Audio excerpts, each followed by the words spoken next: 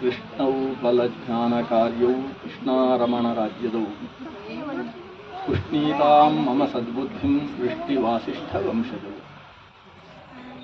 ಲಸತು ಶ್ರೀಮದಾನಂದತೀರ್ಥೇಂದುರ್ನೋ ಹೃದಂಬರೆ ಯದ್ವಚಶ್ಚಂದ್ರಿಕಾ ಸ್ವಾಂತಸಂತಾಪಂ ವಿನಿಕೃಂತತಿ ಭವತಿ ಯದನುಭಾವಾತ್ ಏಡಮೂಕೋಪಿ ವಾಗ್ಮಿ ಜಡಮತಿರಪಿ ಜಂತುರ್ಜಾಯತೆ ಪ್ರಾಜ್ಞಮೌಲಿಃ ಸಕಲವಚನಚೇತೋ ದೇವತಾ ಭಾರತೀ ಸಾ ಮಮ ವಚಸಿ ನಿಧತ್ತಾಂ ಸನ್ನಿಧಿಂ ಮಾನಸೇ ಚ ಆಪಾದಮೌಲಿಪರ್ಯಂತಂ ಗುರುಣಾಂ ಆಕೃತಿಂ ಸ್ಮರೇತ್ ತೇನ ವಿಘ್ನಾಃ ಪ್ರಣಶ್ಯಂತಿ ಸಿದ್ಧ್ಯಂತಿ ಚ ಮನೋರಥಾಃ ತಪಸ್ವಾಧ್ಯಾಯ ಶುಶ್ರೂಷಾ ಕೃಷ್ಣಪೂಜಾರತಂ ಮುನಿಂ ವಿಶ್ವೇಶಮಿಷ್ಟದಂ ವಂದೇ ಪರಿವ್ರಾಟ್ ಚಕ್ರವರ್ತಿನಂ ಶ್ರೀಗುರುಭ್ಯೋ ನಮಃ.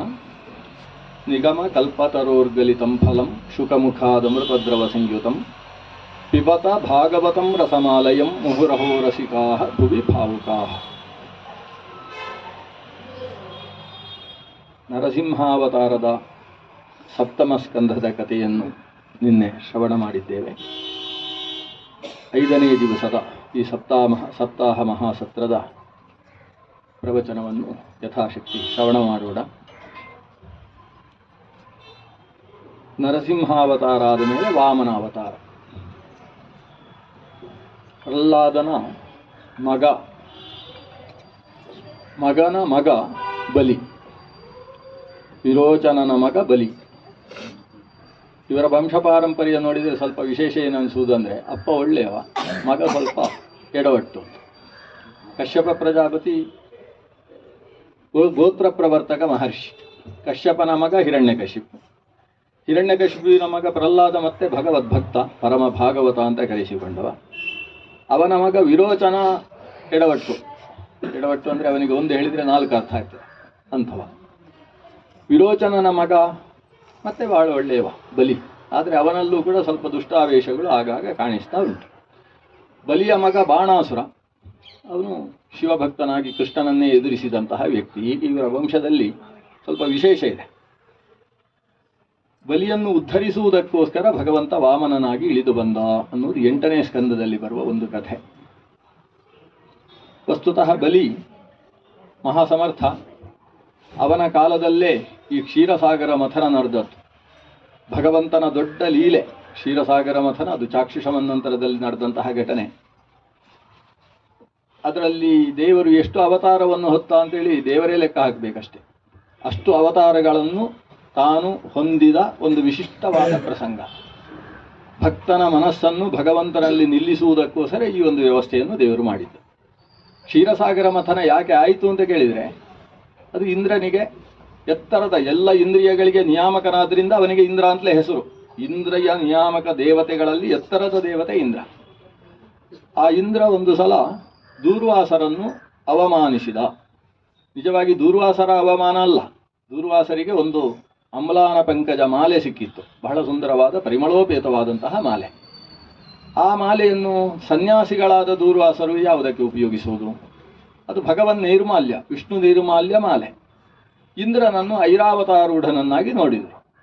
ಇವನಿಗೆ ಈ ಮಾಲೆ ಸರಿ ಅಂತೇಳಿ ಆ ಮಾಲೆಯನ್ನು ಇಂದ್ರನ ಮೇಲೆ ಎಸೆದರು.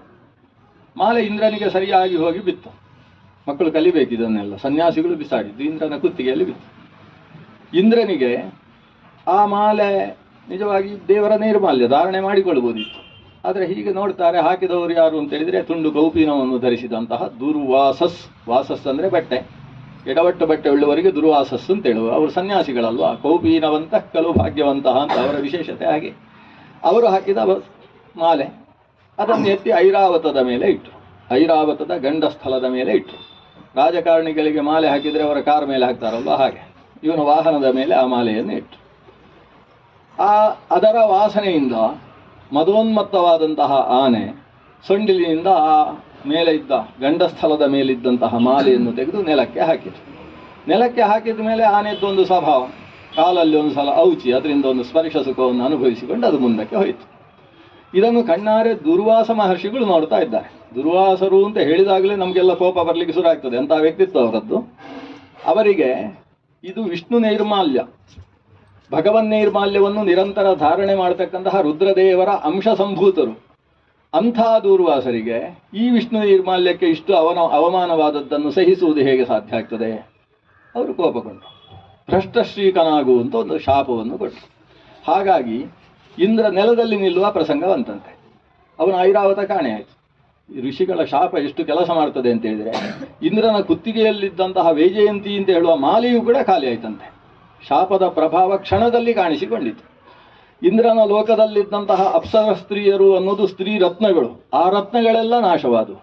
ಕಾಮಧೇನು, ಉಚ್ಚೈಶ್ರವಸ್ಸು ಮೊದಲಾದ ಏನು ದೇವಲೋಕಕ್ಕೆ ಸಂಬಂಧಪಟ್ಟ ಸಂಪದ್ ವಿಶೇಷ ಇದೆ ಅವೆಲ್ಲವೂ ಕೂಡ ಇಲ್ಲ ಅನ್ನುವ ಸ್ಥಿತಿ ದೇವಲೋಕದಲ್ಲಿ ಒದಗಿ ಬಂದಾಗ ಇಂದ್ರ ಏನು ಮಾಡುವುದು ಅಂತ ಬ್ರಹ್ಮನ ಹತ್ರ ಹೋದ. ಬ್ರಹ್ಮ ವಿಷ್ಣುವಿನ ಹತ್ರ ಕರ್ಕೊಂಡು ಹೋದ. ಮಹಾವಿಷ್ಣು ಹೇಳಿದ ಮಾತು ಒಂದು ಸಮುದ್ರ ಮಥನ ಮಾಡಿ, ಯಾಕಂದರೆ ದೇವರಿಗೊಂದು ಮದುವೆ ಆಗಬೇಕು ಅಂತ ಆಲೋಚನೆ ಆಯ್ತಂತೆ. ಅವನಿಗೆ ಈ ಸಮುದ್ರ ಮಥನದ ಕಾಲದಲ್ಲಿ ಲೋಕದವರೆಲ್ಲ ಒಂದು ಲಕ್ಷ್ಮೀ ಸ್ವಯಂವರವನ್ನು ನೋಡಲಿಕ್ಕೆ ಆಗ್ತದೆ ಅಂತ. ವಸ್ತುತಃ ಅವರು ಅನಾದಿ ಕಾಲದಿಂದ ದಂಪತಿಗಳು. ಅನಾದಿ ಕಾಲದ ದಂಪತಿಗಳಿಗೆ ಆಗಾಗ ಮದುವೆ ನಡೆಯಿತು ಅಂತಾದರೆ ಮದುವೆಯನ್ನು ನೋಡಿ ನಮ್ಮ ಮನಸ್ಸನ್ನು ದೇವರಿಗೇ ಮದುವೆ ಮಾಡಬೇಕು ಅಂತ ನಮಗೊಂದು ಭಾವ ಬರುವುದಕ್ಕೆ ಅವಕಾಶ ಆಗ್ತದೆ. ಆ ನಿಟ್ಟಿನಿಂದ ದೇವರು ಈ ಒಂದು ಕ್ಷೀರಸಾಗರ ಮಥನ ಮಾಡುವ ಯೋಜನೆಯನ್ನು ಹಾಕಿದ. ಹಾಕಿ ಇಂದ್ರಾದಿ ದೇವತೆಗಳಿಗೆ ಬ್ರಹ್ಮನ ಮೂಲಕವಾಗಿ ಆದೇಶ ಕೊಟ್ಟ, ನೀವೇನು ಯೋಚನೆ ಮಾಡಬೇಡಿ, ಕ್ಷೀರಸಾಗರ ಮಥನ ಅಂದರೆ ಮಂದರ ಪರ್ವತದ ಮೂಲಕ ನಡಿಬೇಕದು.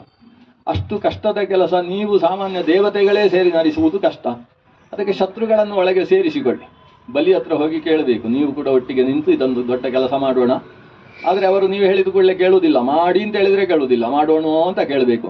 ಕೇಳಿದಾಗ ನಮಗೇನು ಅಂತ ಕೇಳ್ತಾರೆ ಅವರು, ನಿಮಗೆ ಏನು ಬಯಸ್ತೀರಿ ಅದೆಲ್ಲ ನಿಮಗೆ ಸಿಗ್ತದೆ ಅಂತ ಹೇಳಿ, ಕೊನೆಗೆ ಅಮೃತ ಬರ್ತದೆ ಅದು ಬೇಕು ಅಂತ ಹೇಳಿದರೆ ಅದನ್ನೂ ಕೊಡ್ತೇವೆ ಅಂತ ಹೇಳಿ ಅಂತ ಅವರು ಕೇಳಿದ್ದಕ್ಕೆಲ್ಲ ಒಪ್ಪಿಗೆ ಕೊಡಿ. ಒಪ್ಪಿಗೆ ಕೊಟ್ಟು ಮತ್ತೆ ಏನಾಗಬೇಕು ಕೊನೆಗೆ ಫಲ ಅದು ನಾನು ನಿರ್ಧರಿಸಿದ ಹಾಗೆ ಇರುವುದು. ಕರ್ಮದಲ್ಲಿ ನಿಮಗೆ ಅಧಿಕಾರ, ಕರ್ಮಣ್ಯೇವ ಅಧಿಕಾರಸ್ಥೆ ಮಾ ಫಲೇಶು. ಈ ಒಂದು ಒಳ್ಳೆಯ ಮಾತು ಹೇಳ್ತಾನೆ, ಅರಯೋಪಿ ಸಂಧೇಯಾ ಸತಿ ಕಾರ್ಯಾರ್ಥ ಗೌರವೇ ಅಂತ. ಒಂದು ದೊಡ್ಡ ಕೆಲಸವನ್ನು ಮಾಡುವಾಗ ಅದು ಶತ್ರುಗಳನ್ನು ಕೂಡ ಜೊತೆ ಸೇರಿಸಿಕೊಂಡೇ ಕೆಲಸ ಮಾಡಬೇಕು. ಇವತ್ತು ದೇಶದ ರಕ್ಷಣೆಯ ವಿಷಯ ಬಂದಾಗ ವಿರೋಧ ಪಕ್ಷ ಆಡಳಿತ ಪಕ್ಷ ಅಂತಿಲ್ಲ, ಎಲ್ಲರೂ ಒಟ್ಟು ಸೇರಿ ದೇಶಕ್ಕೋಸ್ಕರ ಕಟಿಬದ್ಧರಾಗಿ ನಿಲ್ಲಬೇಕಲ್ವ. ಹಾಗೆ ಇದೊಂದು ಈಗ ಸ್ವರ್ಗದಲ್ಲಿ ಸ್ವರ್ಗತ್ವವನ್ನು ಉಳಿಸುವುದಕ್ಕೆ ಬೇಕಾದದ್ದು, ಅದು ಅಸುರರಿಗೂ ಬೇಕಾದದ್ದು, ಸುರರಿಗೂ ಬೇಕಾದ್ದು, ಮನುಷ್ಯರಿಗೂ ಬೇಕಾದ್ದು, ಎಲ್ಲರಿಗೂ ಬೇಕು. ಆ ಸ್ವರ್ಗವಾಗಿಯೇ ಉಳಿಬೇಕು. ಈ ದೊಡ್ಡ ಕೆಲಸಕ್ಕೋಸ್ಕರ ಶತ್ರುಗಳನ್ನು ಜೊತೆ ಸೇರಿಸಿಕೊಳ್ಳಬೇಕು. ಶತ್ರುಗಳನ್ನು ಜೊತೆ ಸೇರಿಸಿ ಕೊನೆಗೆ ಮಾಡಿದ್ದೆಲ್ಲ ಅನರ್ಥಕ್ಕೆ ಹೇತುವಾಗುವ ಸಾಧ್ಯತೆ ಉಂಟಲ್ವ, ಅಸುರರ ಕೈಯಲ್ಲಿ ಸಿಕ್ಕಿ ಅಂತ ಹೇಳಿದರೆ. ಅದಕ್ಕೆ ಕೊನೆಗೆ ಅವರಿಗೆ ಮದ್ದು ಅರಿಬೇಕು, ಒಟ್ಟಿಗೆ ಸೇರಿಸಿಕೊಂಡು ಕೆಲಸ ಮಾಡಬೇಕು. ದೊಡ್ಡ ರಾಜನೀತಿ ಇದು. ಅದಕ್ಕೆ ಅಹಿಮೂಷಕವದ್ದೇವಾಹ ಅಂತ ಒಂದು ಉದಾಹರಣೆ ಕೊಡ್ತಾನೆ. ಅಹಿಮೂಷಕ ನ್ಯಾಯದ ಹಾಗೆ ಬುಟ್ಟಿಯಲ್ಲಿ ಸರ್ಪವನ್ನು ಹಾಕಿ ಇಟ್ಟಿದ್ದಾರೆ. ಸರ್ಪಕ್ಕೆ ಪ್ರತಿನಿತ್ಯವೂ ಕೂಡ ಒಂದೊಂದು ಅದಕ್ಕೆ ಆಹಾರ ಹಸಿವಾದಾಗ ಅದು ಬದುಕುವುದಕ್ಕೋಸ್ಕರ ಒಂದು ಇಲಿಯನ್ನು ಆ ಬುಟ್ಟಿಯ ಒಳಗೆ ಹಾಕ್ತಾರೆ. ಸರ್ಪ ಮೊದಲೇ ಹಸಿದಿರ್ತದೆ, ಒಳಗೆ ಬಿದ್ದ ಇಲಿಯನ್ನು ಗಬ್ಬನೆ ನುಂಗಿ ಬಿಡ್ತದೆ. ಆದರೆ ಒಂದು ಸಲ ಯೋಚನೆ ಮಾಡಿತು, ನನ್ನನ್ನು ಬಂಧನದಲ್ಲಿ ಇಟ್ಟಿದ್ದಾರೆ, ನಾಳೆ ಹಲ್ಲು ತೆಗೆದು ನನ್ನನ್ನು ಕುಣಿಸಿ ದುಡ್ಡು ಮಾಡ್ತಾರೆ ಇವರು, ಅದಕ್ಕಿಂತ ಮುಂಚೆ ಇಲ್ಲಿಂದ ಬಿಡುಗಡೆ ಹೊಂದಬೇಕು. ಅದಕ್ಕೇನು ಮಾಡುವುದು? ಬುದ್ಧಿವಂತ ಹಾವು ಏನು ಮಾಡಿತ್ತು ಅಂದರೆ ಮರುದಿವಸ ಅದರ ಒಳಗೆ ಇಲಿ ಹಾಕಿದರೆ ಇಲಿಯನ್ನು ತಿನ್ನಲೇ ಇಲ್ಲ. ಇಲಿಗೆ ಆಶ್ಚರ್ಯ, ಪರಸ್ಪರ ಗೆಳೆತನ ಮಾಡಿಕೊಂಡಂತೆ, ನಾವಿಬ್ಬರೊಂದು ಯೋಜನೆ ಹಾಕುವ, ಹುಟ್ಟಿಯಿಂದ ಹೊರಗೆ ಹೋಗುವ ಆಲೋಚನೆ. ಅದಕ್ಕೇನು, ನಾನು ಹೆಡೆ ಇರ್ತೇನೆ, ನೀನು ಹೆಡೆ ಮೇಲೆ ಹತ್ತು, ಹೇಗೂ ಬುಟ್ಟಿಯ ಮೇಲೆ ಒಂದು ಕಿಲಿ ಅಂಟಿಸಿದ್ದಾರೆ, ಅದನ್ನು ನೀನು ತುಂಡು ಮಾಡು, ಮುಚ್ಚಳ ತೆಗೆದ ಮೇಲೆ ನಾವಿಬ್ಬರು ಹೊಡಿಬಿಡುವ ಅಂತ. ಇಲಿ ಬಹಳ ಸಂತೋಷದಿಂದ ಒಪ್ಪಿತು, ಹೆಡೆಯ ಮೇಲೆ ಹತ್ತಿತು, ಬಾಗಿಲು ತೆಗೆದದ್ದಾಯಿತು, ಹೊರಗೆ ಬಂದದ್ದಾಯಿತು. ಸರ್ಪ ಗಬಕ್ಕನೆ ಇಲಿಯನ್ನು ನುಂಗಿಬಿಟ್ಟು ತೆಗೀತಂತೆ. ಇದೊಂದು ಅಹಿಮೂಷಕ ನ್ಯಾಯ ಅಂತ.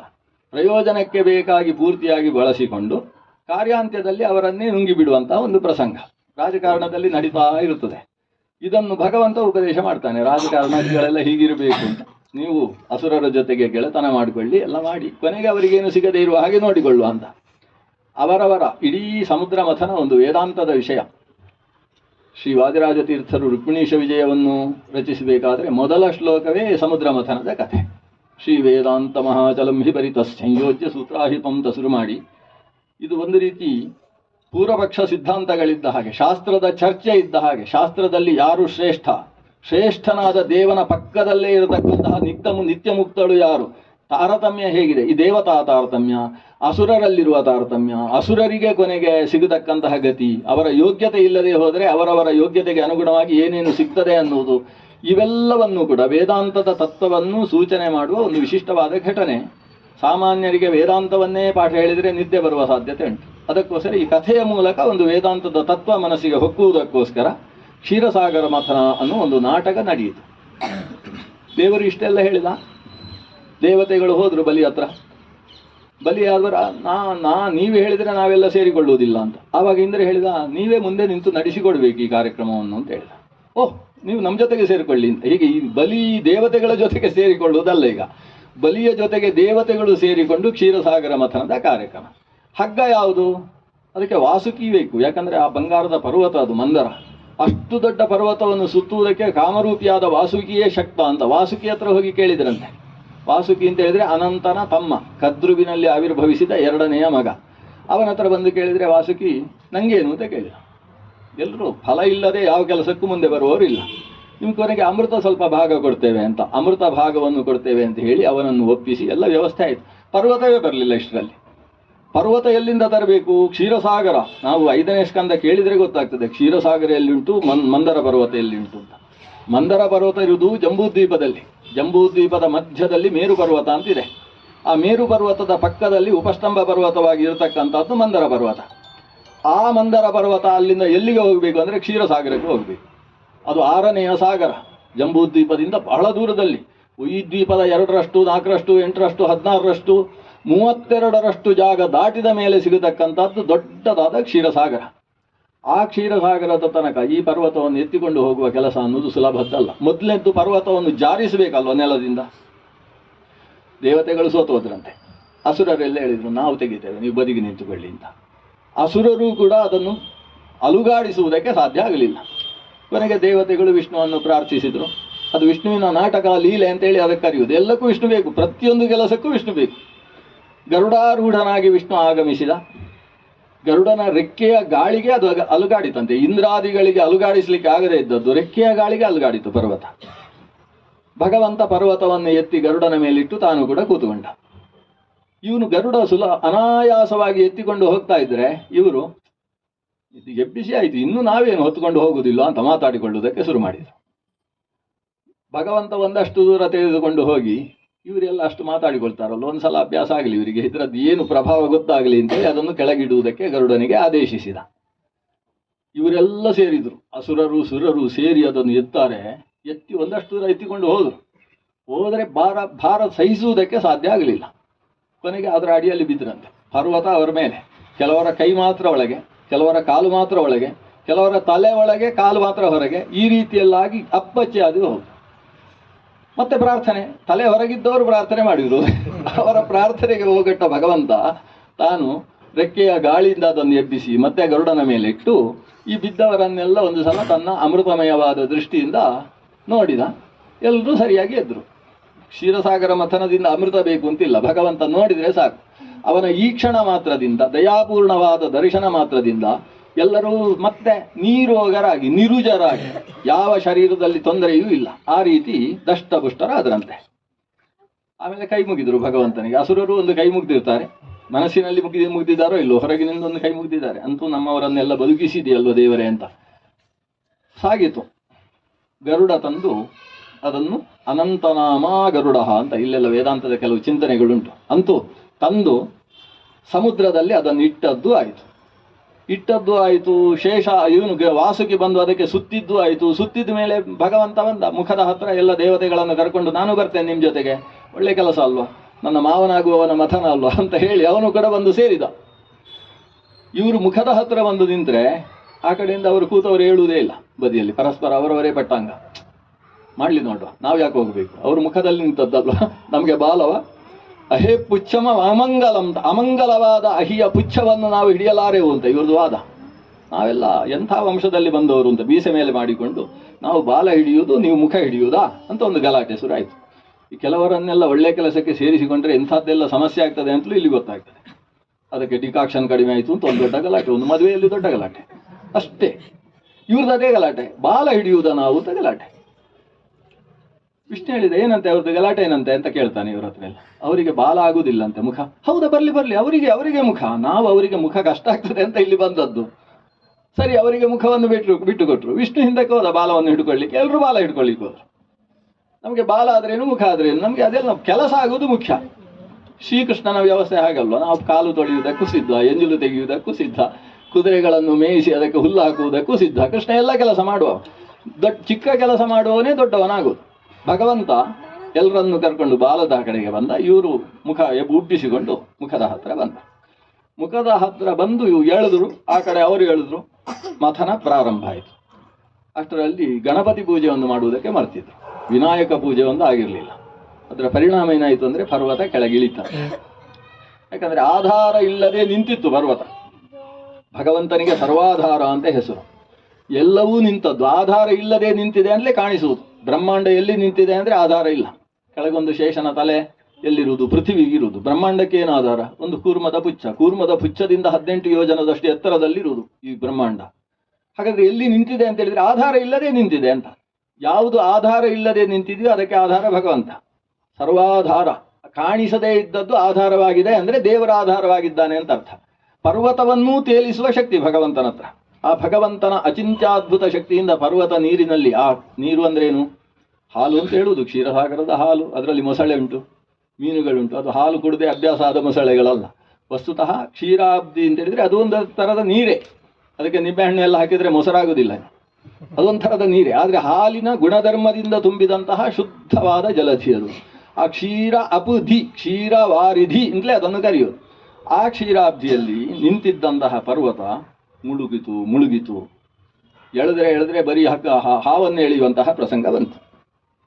ದೇವತೆಗಳು ಕೈ ಮುಗಿದ್ರು ಭಗವಂತನಿಗೆ ಇನ್ನೊಂದು ಅವತಾರಕ್ಕೆ ಅವಕಾಶ. ಕೂರ್ಮ ಸ್ವರೂಪನಾಗಿ ಬಂದು ಪರ್ವತವನ್ನು ಎತ್ತಿದ. ಕೂರ್ಮಾವತಾರಿ. ಕೂರ್ಮ ಅಂದರೆ ಅದರ ಮೇಲೆ ಒಂದು ದೊಡ್ಡ ದಪ್ಪನೆಯ ಕವಚ. ಆ ಕವಚದಲ್ಲಿ ಪರ್ವತವನ್ನು ಎತ್ತಿದ. ಇದ್ದಕ್ಕಿದ್ದಾಗೆ ಪರ್ವತ ಮೇಲೆ ದೇವರ ಪ್ರಾರ್ಥನೆ ಮಾಡ್ತಾ ಇದ್ದ ಹಾಗೆ ಪರ್ವತ ಮೇಲೆ ಬರ್ತಾ ಇದೆ. ಅಸುರರಿಗೂ ಉಸಿರು ಬಂತು. ಶುರು ಮಾಡಿದ ಕೆಲಸ ಮುಗಿಸುವುದಕ್ಕೆ ಅವಕಾಶ ಇದೆ ಅಂತ. ಪ್ರಾರ್ಥನೆ ದೇವತೆಗಳು ಮಾಡಿ ಬಂದದ್ದು ಅಂತ ಗೊತ್ತಿಲ್ಲ ಅವರಿಗೆ. ಏನೋ ಇದು ಮುಳುಗಿ ಹೇಳುವುದು ಪರ್ವತದ ಸ್ವಭಾವ ಅಂತ ಅನ್ಕೊಳ್ತಾರೆ. ಅಂತೂ ಪರ್ವತ ಮೇಲಕ್ಕೆ ಬಂತು. ಕೆಳಗೆ ಈ ಬೃಹದಂಡ ಓಢ, ಯಾರು ಬ್ರಹ್ಮಾಂಡವನ್ನೇ ಹೊತ್ತಂತಹ ಭಗವಂತ ಕೂರ್ಮ ರೂಪಿಯಾಗಿ ಈ ಪರ್ವತವನ್ನು ಹೊತ್ತಿದ್ದಾನಲ್ವಾ, ಮೇಲಿನವರು ಆ ಕಡೆ ಈ ಕಡೆ ಎಳಿತಾ ಇದ್ರೆ ಅವನ ಮೇಲಿನ ಕವಚದ ಮೇಲೆ ಇದು ತಿರುಗ್ತಾ ಇದೆ. ಆ ತಿರುಗುವ ವೇಗಕ್ಕೆ ಅಲ್ಲಿಂದ ಆಗಾಗ ಒಂದು ರೀತಿ ಮಿಂಚಿನ ಹಾಗೆ ಬೆಂಕಿ ಏಳ್ತದೆ ಸಮುದ್ರದ ಮಧ್ಯದಲ್ಲಿ. ಕಲ್ಲುಗಳು ಘರ್ಷಣೆ ಆದಾಗ ಹೇಳುವ ಹಾಗೆ ಇವನ ಶರೀರದಿಂದ. ಆದರೆ ಅವನಿಗೆ ಖುಷಿಯಂತೆ. ಅವನು ತನ್ನ ಮುಸುಡನ್ನು ಹೊರಗೆ ಹಾಕಿಕೊಂಡು, ಕೂರ್ಮ, ಅವನಿಗೆ ಷಡಂಗ ಅಂತ ಹೆಸರು. ಹಿಂದೆ ಒಂದು ಪುಚ್ಛ, 4 ಕಾಲು, ಒಂದು ಮುಖ, ಇಷ್ಟು ಮಾತ್ರ ಹೊರಗೆ ಕಾಣಿಸುವುದು. ಹಾಗೆ ಹೊರಗೆ ಹಾಕಿದಂತಹ ತನ್ನ ಮುಖದಿಂದ ಕಣ್ಣನ್ನು ಒಂದು ರೀತಿ ಅರ್ಧ ನಿಮೇಲನ ಮಾಡಿಕೊಂಡು ಖುಷಿ ಪಡ್ತಾ ಇದ್ದಾನಂತೆ ದೇವರು. ಈ ಹಸುಗಳಿಗೆ ಅದರ ಕುತ್ತಿಗೆ ಹತ್ರ ಹೀಗಂದ್ರೆ ಬಾಲದ ಹತ್ರ ಒಂದು ಸಲ ಹೀಗೆ ಪರಚಿದರೆ ಅದಕ್ಕೊಂದು ಖುಷಿ ಆಗುವುದಿಲ್ಲ. ಅರ್ಧ ಕಣ್ಣು ಬಿಟ್ಟುಕೊಂಡು ಒಂದು ಆನಂದವನ್ನು ಅನುಭವಿಸ್ತವೆ. ಕಂಡೂಯನ ಸುಖ ಅಂತ ಕರೀತಾರೆ ಅದಕ್ಕೆ. ಆ ರೀತಿ ಈ ಭಗವಂತ ತಾನು ತನ್ನ ಮೇಲೆ ಪರ್ವತ ತಿರುಗ್ತಾ ಇದ್ರೆ ಅದೊಂದು ಭಯವೇ ಅಲ್ಲ, ಒಂದು ರೀತಿಯ ನೋವೇ ಅಲ್ಲ, ಅದೊಂದು ಖುಷಿ. ಹೀಗೆ ಮೆಲ್ಲ ಬರುತ್ತಾ ಇದ್ರೆ ಆಗುವ ಆನಂದದ ಹಾಗೆ ದೇವರು ನಿಂತಿದ್ದಾನೆ ಅಂತ ಭಾಗವತ ವರ್ಣಿಸುತ್ತೆ. ಅಂತೂ ಪರ್ವತವನ್ನು ಹಿಡಿದು ಮಥನ ಮಾಡ್ತಾ ಇದ್ದಾರೆ ಅಸುರರು ಮತ್ತು ದೇವತೆಗಳು. ಅಸುರರಿಗೆ ಸಮಸ್ಯೆ ಪ್ರಾರಂಭ ಆಯಿತು. ಯಾಕಂದರೆ ಅವರು ಮುಖವನ್ನು ಹಿಡ್ಕೊಂಡು ಮಥನ ಮಾಡಬೇಕು. ಜೋರಾಗಿ ಎಳೆದಾಗ ಇದು ವಿಷದ ಗಾಳಿಯನ್ನು ಹೊರಗೆ ಹಾಕ್ತದೆ. ಅಸುರರಿಗೆಲ್ಲ ಬೆವರು ಸುರಿಯುವುದಕ್ಕೆ ಪ್ರಾರಂಭ ಆಯಿತು. ವಿಷದ ಗಾಳಿಯಿಂದ ತಲೆ ತಿರುಗುವುದಕ್ಕೆ ಪ್ರಾರಂಭ ಆಯಿತು. ಒಬ್ಬರು ನಿರಂತರ ಒಂದೊಂದು ಲೋಟ ನೀರು ಕೊಡುವುದಕ್ಕೆ, ಮಜ್ಜಿಗೆ ಕೊಡುವುದಕ್ಕೆಲ್ಲ ವ್ಯವಸ್ಥೆ ಮಾಡಿದ್ರು ಇವರಿಗೆ. ಆಗ ಒಂದಿಬ್ರು ಒಳಗೆ ಗುಸುಗುಸು ಮಾತಾಡಿದ್ರು, ನಮಗೆ ಬಾಲ ಕೊಟ್ಟಿದ್ರು ಅದೇ ಚೆನ್ನಾಗಿರ್ತಿತ್ತು ಅಂತ ಈಗ ಮಾತಾಡ್ಲಿಕ್ಕೆ ಶುರು ಮಾಡಿದ್ರು. ಆದರೆ ದೊಡ್ಡವರೆಲ್ಲ ಶೂ ಅಂತ ಹೇಳಿದ್ರು. ಯಾಕಂದ್ರೆ ಮರ್ಯಾದೆ ಪ್ರಶ್ನೆ, ಡಿಗ್ನಿಟಿ ಕ್ವಶನ್ ಅಂತಿಲ್ವಾ, ನಾವಾಗಿಯೇ ಕೇಳಿ ಪಡೆದಂತಹ ಜಾಗ. ಈಗ ಮತ್ತೆ ಹೋಗಿ ನಮಗೆ ಬಾಲವೇ ಆಗ್ಬೋದು ಅಂತ ಹೇಳಿದ್ರೆ ಮರ್ಯಾದೆಯ ಪ್ರಶ್ನೆ ಆಗ್ತದೆ. ಆದ್ರಿಂದ ಇಲ್ಲೇ ಏನಿದ್ರು ಮಥನ ಮುಂದುವರಿಸಿದ ಹಾಗೆ ಮೊದಲು ಬಂದದ್ದು ವಿಷ. ಯಾವತ್ತು ಮಥನದಲ್ಲಿ ಮೊದಲು ಬರುವುದು ಯಾವತ್ತು ಪೂರ್ವಪಕ್ಷೆ. ವಿಷ ಮೊದಲು ಬಂತು.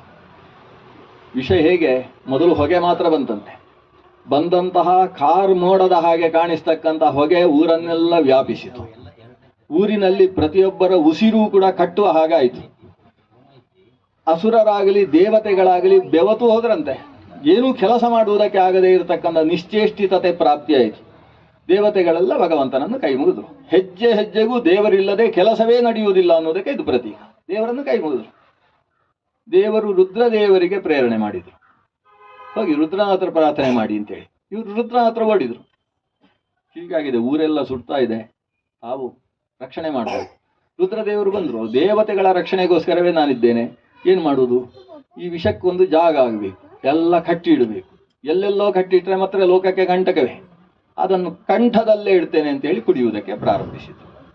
ಭಾಗವತದಲ್ಲಿ ಇಷ್ಟೇ ಕಥೆ ಇದೆ. ಋಗ್ವೇದದ ಕಥೆಯನ್ನು ಸೇರಿಸಿಕೊಂಡು ಇದಕ್ಕೆ ವ್ಯಾಖ್ಯಾನ ಮಾಡಬೇಕು. ಪ್ರಾಣದೇವರ ಜೊತೆಗೆ ರುದ್ರದೇವರು ಅಥವಾ ರುದ್ರದೇವರ ಜೊತೆಗೆ ಪ್ರಾಣ ಆ ವಿಷವನ್ನು ಪಾನ ಮಾಡಿದ. ಕೇಶಿ ವಿಷಸ್ಯ ಪಾತ್ರೇಣ ಯದ್ರುದ್ರೇಣ ಪಿಬತ್ಸಹ ವಾಯುರಸ್ಮಾ ಉಪಾಮಂಥತ್ ಅಂತ ಋಗ್ವೇದದಲ್ಲಿ ಮಂತ್ರ ಇದೆ. ಅದರಿಂದ ವಾಯುದೇವರು ಒಂದಿಷ್ಟು ವಿಷವನ್ನು ತಾವು ಕುಡಿದು ಅದರ ಚರಟ ಅಂತ ಕರೀತಾರೆ, ಹಿಂಡಿ, ಅದನ್ನು ರುದ್ರದೇವರಿಗೆ, ನೀನು ಲೋಕವನ್ನು ಲೋಕಕ್ಕೆ ಕ್ಷೇಮದ ಕೆಲಸ ಇದು. ವಿಷಪಾನ ಮಾಡುವುದು ಅಂತ ಹೇಳಿದ್ರೆ ಲೋಕದಲ್ಲಿದ್ದ ಕಷ್ಟವನ್ನೆಲ್ಲ ನಾವು ತಗೊಂಡು ಅವರಿಗೆ ಸುಖ ಕೊಡುವಂತಹ ಕೆಲಸ, ನೀನು ಮಾಡು ಅಂತ ರುದ್ರದೇವರು ಅದನ್ನು ಪಾನ ಮಾಡುವಾಗ ಪಕ್ಕದಲ್ಲಿದ್ದಂತಹ ಅರ್ಧ ದೇಹದವಳೆನಿಸಿದ ಪಾರ್ವತಿ ಹತ್ರ ಕೇಳ್ತಾಳೆ, ಹೇಗೆ ವಿಷ ಕುಡಿಯುವುದಕ್ಕೆ ಅನುಮತಿ ಉಂಟ? ಬೇಕಾದಾಗ ಕುಡಿಯಿರಿ ಅಂತ ಅವಳು ಹೇಳಿಲ್ಲ. ಅಂತೂ ವಿಷ ಕುಡಿಯುವುದಕ್ಕೆ ಅವಕಾಶ ಕೊಟ್ಟಂತ ಹೆಂಡತಿ ಅಂತ ಹೇಳಿದ್ರೆ ಪಾರ್ವತಿ ದೇವಿ. ಇವಳು ವಿಷಪಾನ ಅಂದ್ರೆ ಗೊತ್ತು ಅಂತ, ಈತನ ವೀರ್ಯವನ್ನು ತಿಳಿದಂತಹ ಆಕೆ ಅನ್ನಮನ್ಯತ ಅಂತ ಭಾಗವತ ಹೇಳ್ತದೆ. ಅಂಥ ಸಾಮರ್ಥ್ಯ ನಮ್ಮ ಪತಿದೇವರಿಗೆ ಅಂತ ಹೇಳಿ ಅದಕ್ಕೆ ಅನುಮತಿಯನ್ನು ಕೊಟ್ಟಿದ್ದಾಳೆ. ಲೋಕದ ಕ್ಷೇಮ ಅನ್ನುವ ದೃಷ್ಟಿಯಿಂದ ಕೊಟ್ಟ ಅನುಮತಿ ಅದು. ಆದ್ದರಿಂದ ಅದನ್ನು ಪಾನ ಮಾಡಿದರು. ಕಂಠದಲ್ಲಿ ಅದು ಸಿಕ್ಕಿ ಹಾಕಿಕೊಂಡಿತು. ನೀಲಕಂಠ ಅಂತ ಲೋಕಕ್ಷೇಮವನ್ನು ಬಯಸಿದಂತಹ ರುದ್ರನಿಗೆ ಒಂದು ಹೆಸರಾಯಿತು. ಬಿಸಿ ಜಾಸ್ತಿ ಆಯಿತಂತೆ ಶರೀರದಲ್ಲಿ. ಬಿಸಿ ಜಾಸ್ತಿ ಆದದ್ದಕ್ಕೆ ಮತ್ತೆ ಮಥನ ಮಾಡಿದಾಗ ಬಂದ ಚಂದ್ರನನ್ನು ತಲೆಯಲ್ಲಿ ಸಿಕ್ಕಿಸಿ ಹಾಕಿಕೊಂಡ. ಚಂದ್ರಶೇಖರ ಅಂತ ಕರೆಸಿಕೊಂಡ. ಮೊದಲೇ ಗಂಗಾಧರನಾಗಿದ್ದಾನೆ. ಅದರಿಂದ ತಂಪು ಅಂದರೆ ರುದ್ರನಿಗೆ ಭಾರಿ ಇಷ್ಟ. ಯಾಕಂದರೆ ಆ ವಿಷ ಅಂದರೆ ಸಿಕ್ಕಾಬಿಟ್ಟೆ ಬಿಸಿ. ಅದಕ್ಕೆ ಇವತ್ತಿಗೂ ರುದ್ರನಿಗೆ ಅಭಿಷೇಕ ಪ್ರಿಯ ಶಿವ ಅಂತಲೇ. ಶಿವನಿಗೆ ಒಂದು ರುದ್ರಾಭಿಷೇಕ ಮಾಡಿಸಿ ಅಂತ, ಯಾರು ರುದ್ರನಿಗೆ ಅರ್ಚನೆ ಮಾಡಿಸಿ ಅಂತೆಲ್ಲ ಇದ್ಲು. ಅರ್ಚನೆ ಎಲ್ಲ ಅದು ವಿಷ್ಣುವಿಗೆ ಲಕ್ಷ್ಮಿಗೆ ಎಲ್ಲ ಅರ್ಚನೆ ಜಾಸ್ತಿ, ಅರ್ಚನಾ ಸೇವಾ ಅಂತ. ರುದ್ರನಿಗೆ ಸುಮ್ಮನೆ ಬಿಲ್ವಾರ್ಚನ ಸೇವಾ ಅಂತ ಹಾಕುವುದು, ಅದು ಕೂಡ ಬಿಲ್ವದ್ದೇ ಆಗಬೇಕು. ಯಾಕಂದರೆ ಆಯುರ್ವೇದದಲ್ಲಿ ಬಿಲ್ವದಷ್ಟು ತಂಪಾದಂತಹ ವಸ್ತು ಮತ್ತೊಂದಿಲ್ಲ. ಈ ತುಳಸಿಯು ಕೂಡ ಸ್ವಲ್ಪ ಉಷ್ಣ ಆಗ್ತದೆ, ಅದಕ್ಕೋಸ್ಕರ ಬಿಲ್ವದಿಂದ ಅರ್ಚನೆ ಅಂತ. ಅಂತೂ ರುದ್ರನಿಗೆ ತಂಪು ಮಾಡುವುದು ಅನ್ನೋದು ರುದ್ರನಿಗೆ ಬಹಳ ಇಷ್ಟವಾದದ್ದು. ವಿಷಪಾನ ಆಯಿತು, ಮತ್ತೆ ಮಥನ ಮುಂದುವರಿಯಿತು. ಮತ್ತೆ ಆ ವಿಷದಲ್ಲಿ ಸ್ವಲ್ಪ ಭೂಮಿಗೂ ಬಿತ್ತಂತೆ. ಆ ವಿಷ ಕುಡಿಯುವಾಗ ಸ್ವಲ್ಪ ಸರಿಯಾಗಿ ಕುಡಿದಿಲ್ಲ ಅಂತ ಅರ್ಥ, ಚೂರು ಜಾರಿಸಿದ್ದಾರೆ. ಜಾರಿಸಿದ ವಿಷವನ್ನು ಹಾವುಗಳು, ಚೇಳುಗಳು ಎಲ್ಲ ಉಪಯೋಗಿಸಿಕೊಂಡು ಅಂತೆ. ಅದರ ವಂಶವೇ ವಿಷಜಂತು ಅಂತ ಆಯ್ತಂತೆ. ಅದರ ಜೊತೆಗೆ ಭೂಮಿಗೆ ಬಿದ್ದಂತಹ ವಿಷ ಒಂದು ವೃಕ್ಷದಲ್ಲೂ ಸೇರಿಕೊಂಡಿತಂತೆ.